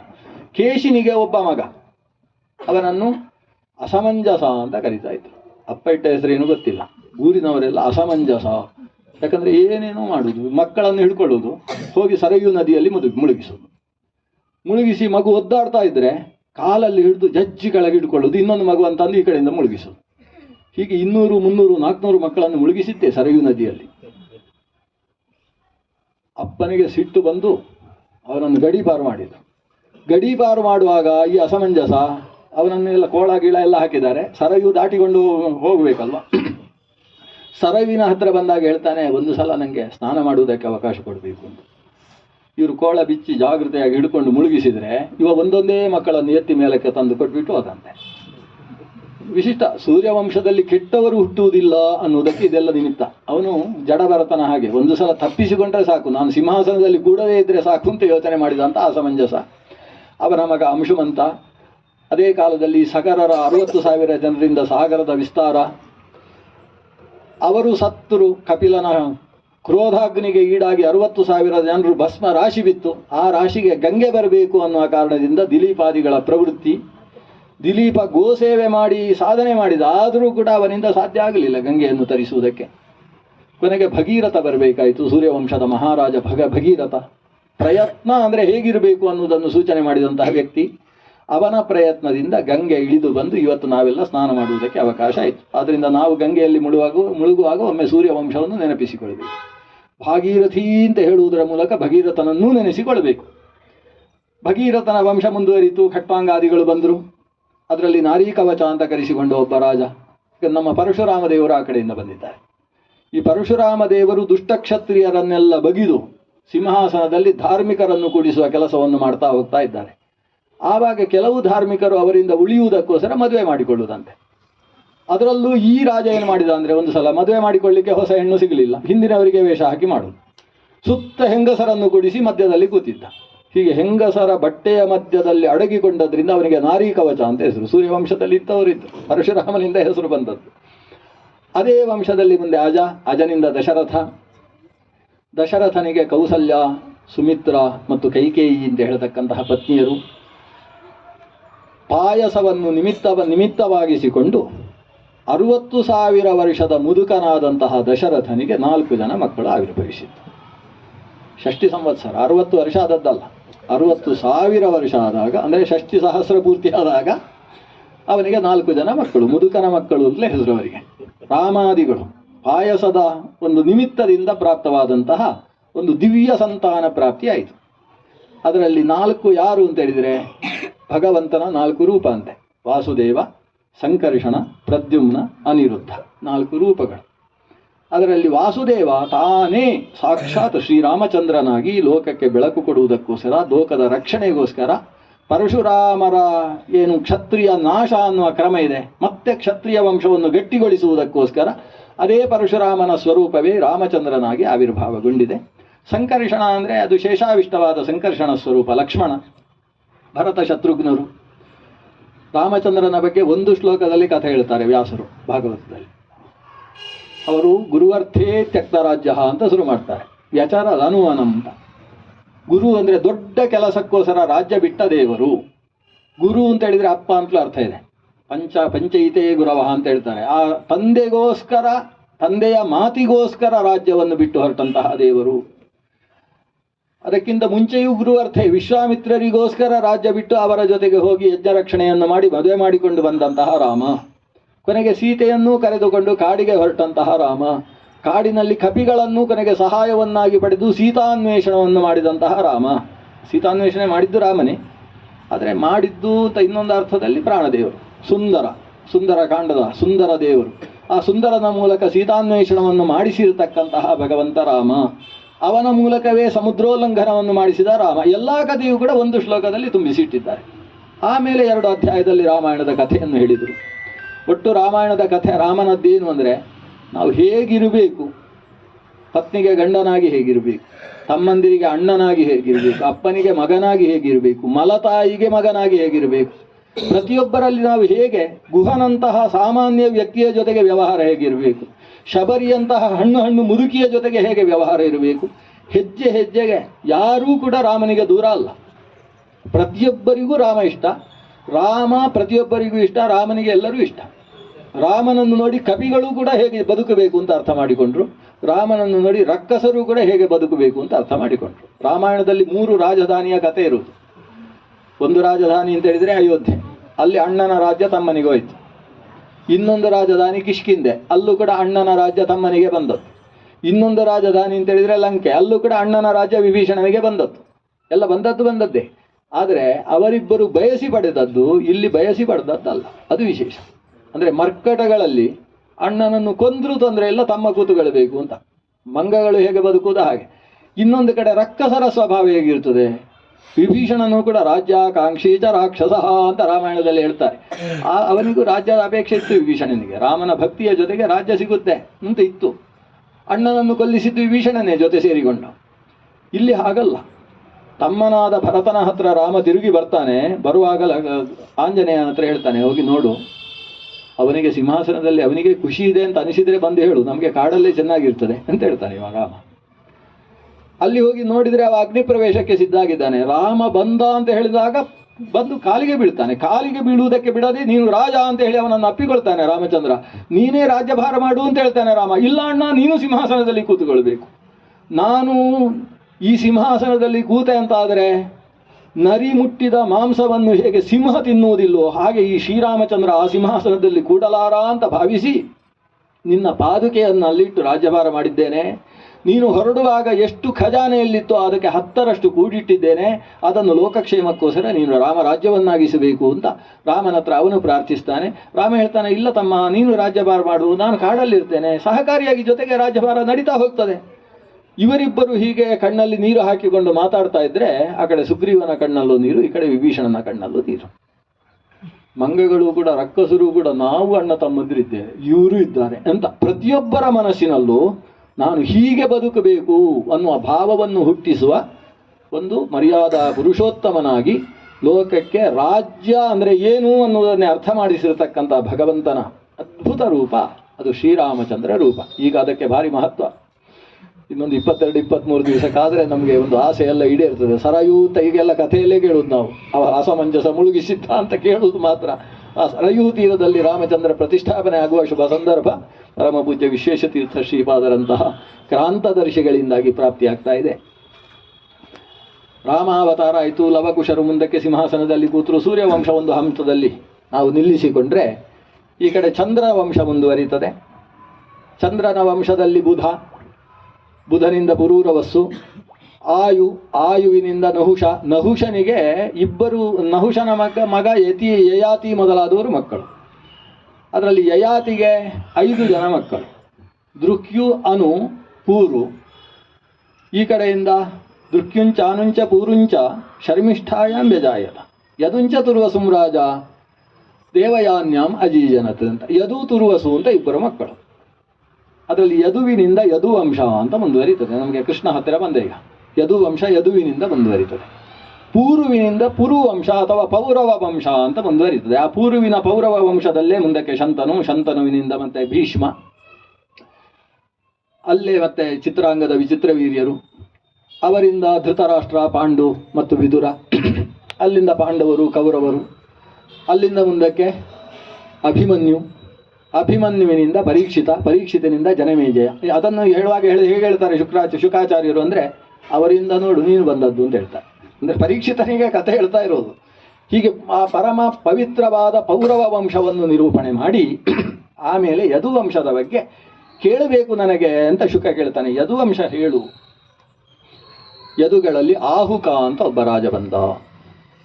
ಯದುಗಳ ವಂಶ ಮಧ್ಯದಲ್ಲಿ ವಿಷ್ಣುವಂಶ, ಭೋಜವಂಶ, ಅಂಧಕ ವಂಶ ಅಂತ ಅದರಲ್ಲಿ ಅನೇಕ ಪ್ರಭೇದಗಳಾದವು. ಅದರಲ್ಲಿ ಒಬ್ಬ ಶೂರ ಅಂತ ರಾಜ ಬರ್ತಾನೆ, ಶೂರಸೇನ. ಆ ಶೂರನ ಮಗ ವಸುದೇವ.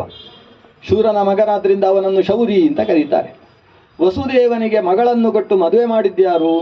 ಉಗ್ರಸೇನ. ಆಹುಕನ ಮಗನಾದಂತಹ ಉಗ್ರಸೇನ. ದೇವಕ ಅಂತ ಅವನ ದೇವಕಿಯ ತಾಯಿ. ಕಂಸನೇ ಸ್ವತಃ ಮುಂದೆ ನಿಂತುಕೊಂಡು ಉಗ್ರಸೇನನ ಮಗನಾದಂತಹ ಕಂಸ ತನ್ನ ಪ್ರೀತಿಯ ತಂಗಿಯಾದಂತಹ ದೇವಕಿಯ ವಿವಾಹದಲ್ಲಿ ತಾನೇ ಸೇರಿಕೊಳ್ತಾನೆ. ವಿವಾಹ ಚೆನ್ನಾಗಿ ನಡೆಯಿತು.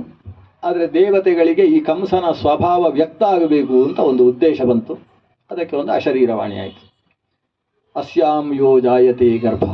ಈಕೆಯಲ್ಲಿ ಯಾವುದು 8ನೆಯ ಗರ್ಭವಾಗಿ ಆವಿರ್ಭವಿಸ್ತದೋ ಅದರಿಂದಲೇ ನಿನ್ನ ಮರಣ ಅಂತ ಒಂದು ವಾಣಿ ಆಯಿತು. ಕಂಸ ನಿಜ ಸ್ವರೂಪವನ್ನು ವ್ಯಕ್ತಪಡಿಸಿದ. ಕತ್ತಿ ಹಿಡ್ಕೊಂಡು ಆ ದೇವಕಿಯನ್ನು ಕತ್ತರಿಸುವುದಕ್ಕೆ ಸಿದ್ಧ ಆದ. ಅಷ್ಟು ಮದುವೆಯ ವಾತಾವರಣದಲ್ಲಿ ನಿಜವಾಗಿ ಕಂಸನಿಗೆ ಖುಷಿಯಾಗಬೇಕಿತ್ತಲ್ವ. ಇವಳ 8ನೇ ಗರ್ಭದಲ್ಲಿ ಮರಣ ಅಂದರೆ ಅಷ್ಟು ದಿವಸ ಬದುಕ್ತೇನೆ ಅಂತ ಆಗಲಿಲ್ಲ, ಒಂದು ಖುಷಿ ಪಡಬೇಕಿತ್ತೀವ. ಈಗ ಪರೀಕ್ಷಿತನಿಗೆ 7ನೇ ದಿವಸಕ್ಕೆ ಮರಣ ಅಂದರೆ ಬೇಸರ ಆಯಿತಾ? ಅವನು ಅದನ್ನು ಸಾಧನೆ ಮಾಡಿಕೊಂಡ. ಆದರೆ ಕಂಸನ ನಿಜ ವ್ಯಕ್ತಿತ್ವವನ್ನು ಆತ ವ್ಯಕ್ತಪಡಿಸಿದ. ಕೊನೆಗೆ ವಸುದೇವ ಆದ್ರಿಂದ ದೇವಕಿಯನ್ನು ಉಳಿಸಿಕೊಂಡ. ಹುಟ್ಟಿದ ಹಸಿಗೂಸುಗಳನ್ನು ತಂದು ಕೊಡ್ತೇನೆ ಅಂತ ಹೇಳಿದ. ಕೂಸುಗಳು ಹುಟ್ಟಿದವು. 6 ಮಕ್ಕಳನ್ನು ಕೂಡ ಕಂಸ ನಾಶ ಮಾಡಿದ. 7ನೆಯ ಮಗು ಅದು ಎಲ್ಲೋ ಗರ್ಭ ಪ್ರಸ್ರಾವ ಆಗಿದೆ ಅಂತ ಕಂಸನಿಗೆ ಸುದ್ದಿ ಬಂತು. ನಿಜವಾಗಿ ಏನಾದದ್ದು? ದೇವಕಿಯ 7ನೆಯ ಗರ್ಭ ದೇವಕಿ ದೇವಿಯ ಹೊಟ್ಟೆಯಿಂದ ವಸುದೇವನ 13 ಪತ್ನಿಯರಲ್ಲಿ ಒಬ್ಬಳಾದಂತಹ ರೋಹಿಣಿ ಅಂತ ಹೇಳುವವಳ ಹೊಟ್ಟೆಗೆ ಹೋಗಿದೆ. ಅದಕ್ಕೆ ಸಂಕರ್ಷಣ ವಿಧಾನ ಅಂತ ಆಯುರ್ವೇದದಲ್ಲಿ ಉಂಟು. ಇವರ ಹೊಟ್ಟೆಯಲ್ಲಿ ಒಂದು ಗರ್ಭ ಬೆಳೆಯುವುದಕ್ಕೆ ಶಕ್ತಿ ಇಲ್ಲ ಅಂತಾದರೆ ಅಲ್ಲಿಂದ ತೆಗೆದು ಇನ್ನೊಬ್ಬರ ಹೊಟ್ಟೆಯಲ್ಲಿ ಇಟ್ಟದನ್ನು ಬೆಳೆಸುವುದಕ್ಕೆ ಅವಕಾಶ ಇದೆ. ಈಗ ಪ್ರಣಾಳ ಶಿಶು ಅಂತ ಎಲ್ಲ ಮಾಡುವುದಿಲ್ಲ ಹಾಗೆ. ಈ 7ನೇ ಗರ್ಭವನ್ನು ಸಂಕರ್ಷಣ ಮಾಡಿದ್ರಿಂದ ಅದಕ್ಕೆ ಸಂಕರ್ಷಣ ಅಂತಲೇ ಹೆಸರು. ಅಲ್ಲಿ ಹುಟ್ಟಿದವನನ್ನು ಮುಂದಕ್ಕೆ ಬಲರಾಮ ಅಂತ ಹೆಸರು ಮಾಡ್ತಾರೆ. ಇದಾಗಿ 3 ತಿಂಗಳಿಗೆ ಮತ್ತೆ ಈಕೆ ಗರ್ಭಿಣಿ ಆಗ್ತಾರೆ.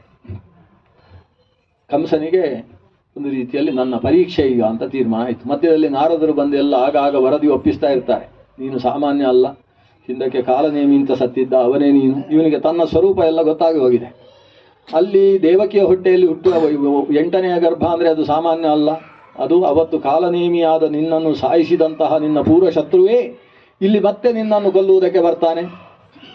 ಹಾಗಾದರೆ ಅಂಥವರನ್ನೆಲ್ಲ ಸಾಯಿಸಬೇಕು. ವಸುದೇವನು ಅಂಥವನೇ, ವಸುದೇವನೇ ಹಾಗೆ ಹೀಗೆ ಅಂತ ಎಲ್ಲ ಸೇರಿಸಿಬಿಡ್ತಾನೆ. ಕೊನೆಗೆ ವಸುದೇವ ದೇವಕಿಯರನ್ನು ಕೂಡ ಕಾರಾಗಾರದಲ್ಲಿ ಹಾಕಿಬಿಡ್ತಾನೆ ಇವ. ಬ್ರಹ್ಮಾದಿ ದೇವತೆಗಳು ಬಂದು ತುಂಬು ಗರ್ಭವನ್ನು ಸ್ತೋತ್ರ ಮಾಡಿ ಹೋಗ್ತಾರೆ.